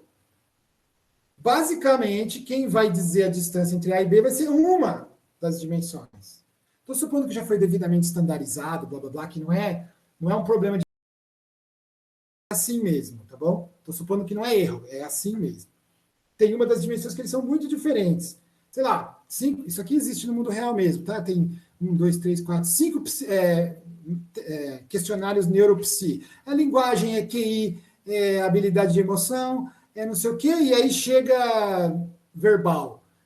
A criança de cima fala, a de baixo não fala, mas o resto está tudo certo. Tem o mesmo QI, resolve os mesmos tipos de problema, chora o mesmo tanto, não consegue amarrar o cadarço igual, o mesmo tipo de coisa, mas aí chega um fala e o outro não fala. Então, numa dimensão vai dar gigante a diferença de pontuação, tá? O que vai acontecer na distância euclidiana aqui? Vai dar um número enorme. Então, basicamente, quem vai apitar, quem vai mandar nesse treco aqui vai ser esse termo. Concorda? Que vai dar enorme. X, 1, 2, 3, 4, x5A menos x5, quinta dimensão, B, ao quadrado, e basicamente esse cara que vai mandar. Aí você fala, não quero que seja tão sensível assim a outliers. Joga isso fora? Não, lógico que não, cara. Somos sérios, a gente não joga ponto fora só porque não está batendo. Principalmente que nesse caso aqui não é errado. Esse menino fala e o outro não fala, não é verbal, outro verbal. Não é uma questão de medir o errado, ou é outlier, ou deu pau. Não. É assim que é mesmo. Só que o resto tudo é igual. E aí, eles são tão longe assim? Você falar para mim, se o médico falar, olha, Vêncio, eu estou falando de situação real, tá? Eu ia fazer genérico, inventei os números aqui, mas agora estou falando do negócio que existe. Olha, Vêncio, falar e não falar é um negócio que o resto pode ser tudo igual, mas falar e não falar é muito diferente. Então eu quero que quando que as diferenças sejam amplificadas, bem amplificadas. Ah, então, cara, você não quer a distância euclidiana, você quer a distância. Você quer uma distância aqui, ó, uma distância genérica de Minkowski, só que você quer que quando tenha diferenças grandes, elas sejam basicamente quem apita. Não sei por que o cara resolveu fazer isso, mas resolveu. Então eu vou botar 6 aqui, 6. Porque uma diferença grande, quando elevada a sexta, ela vai mega bombar. É como se estivesse falando assim, é como se fosse um programinha de if que diz: quem for muito diferente ganha. Percebe, senhores? Eu codifiquei na minha escolha matemática de distância uma propriedade que o médico falou para mim que ele queria. Ele disse, ó, intuitivamente aqui, fala e o outro não fala, eu quero que seja bem diferente. Tá bom. Então eu vou botar uma distância maior. Agora vamos imaginar o contrário.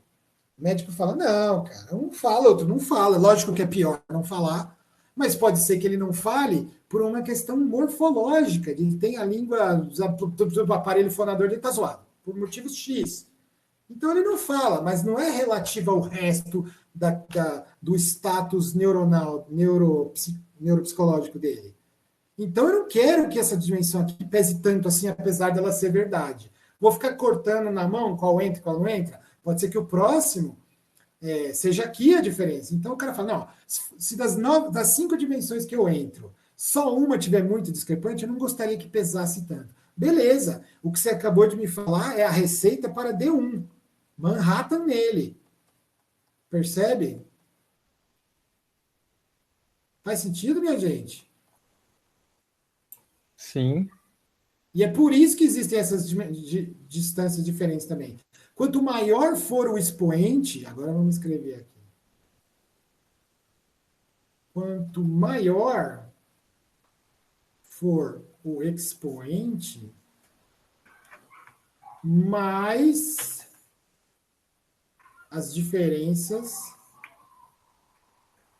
serão amplificadas. Porque aí uma diferença que é pequena vai ser elevada a sexta. Uma diferença que é grande vai ser elevada a sexta, vai praticamente dominar. Faz sentido isso aqui? Uhum. Tudo dentro do mundo da distância euclidiana. E é por isso que tem pelo menos 2 lá. Tem a Manhattan e tem a euclidiana, mas tem outros. Ninguém vai ficar fazendo mais do que 4, não. Mas até um 3 ainda vale a pena olhar para ver porque faz diferença em como você constrói no resultado final. É um negócio ad hoc, não tem ciência por trás aqui. Quando não existiam os computadores, tudo era euclidiano ao quadrado. Você já viu o negócio de mínimos quadrados?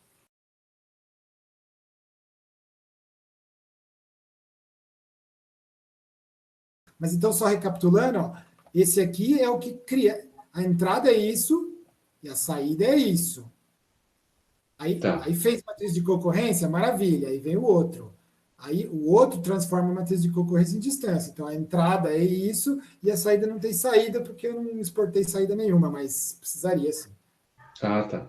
Tá bom? Vou finalizar, vamos finalizar. Aqui, hoje é sexta, pelo amor de Deus, né? Beleza, falei bastante sobre as distâncias, falei que existem outras. A próxima aula nós vamos explorar mais uma, que foi a que eu fiz, que é para outro conjunto de dados importante. Aqui eu só estou jogando por cima as ideias, mas a de euclidiana eu queria explorar. Falei desse negócio aqui. Eu falei isso aqui mais para justificar por que tem tantas opções nos pacotinhos do que por causa da distância propriamente dita. Agora, o que eu quero que você faça? Porque a próxima aula nós vamos falar de distância, então eu quero que você faça o seguinte: implementa a distância euclidiana. euclidiana genérica. Distância euclidiana é com D igual a 2 mesmo. Essa de sempre aí. Genérica. Então vai ter um for, e aí que vai fazer não sei o quê, que vai fazer não sei o que lá. Eu não quero que você use isso daqui, ó. Não quero que você venha aqui. É pelo exercício, tá? Eu não quero que você venha aqui e escreve dist, que calcula a distância euclidiana, e pronto, tá bom? Isso não é sacanagem. Eu quero que você faça, implemente, depois você confere com esse aqui para ver se deu certo. Aí, ó, esse aqui é tão chique que ele já põe, ele chamou de P, o que eu chamo de D. Vamos ver se é isso mesmo. Isso. Então, ele já faz, o que ele chama de distância, ele faz euclidiano, mas se você trocar o P, você já faz para qualquer um. Tá bom? Eu quero que, ó, já faz euclidiano, máximo, Manhattan, Canberra, não lembro qual que é essa, binária é importante, que quando você está falando de zeros e uns, que a gente discutiu logo no comecinho ou de tem e não tem, né? Eu não quero que você use essa funçãozinha e pronto, eu quero que você implemente, tudo bem? É fácil, mas eu quero que faz. O dado aonde você vai calcular as distâncias, eu vou passar no Facebook depois, é um exemplinho, eu vou gerar aleatoriamente, não vai ser nada real, porque é bem simples, tá bom? Por que eu não uso o mesmo da concorrência? Porque não dá, né, amigo? Nós inventamos a nossa distância, nós não calculamos. Também não é essa de genética, também não é essa que a gente calculou, é a de concorrência. Eu quero que você faça essa daqui. Deu para entender qual é a missão? Vamos encerrar logo também, senão eu falo demais.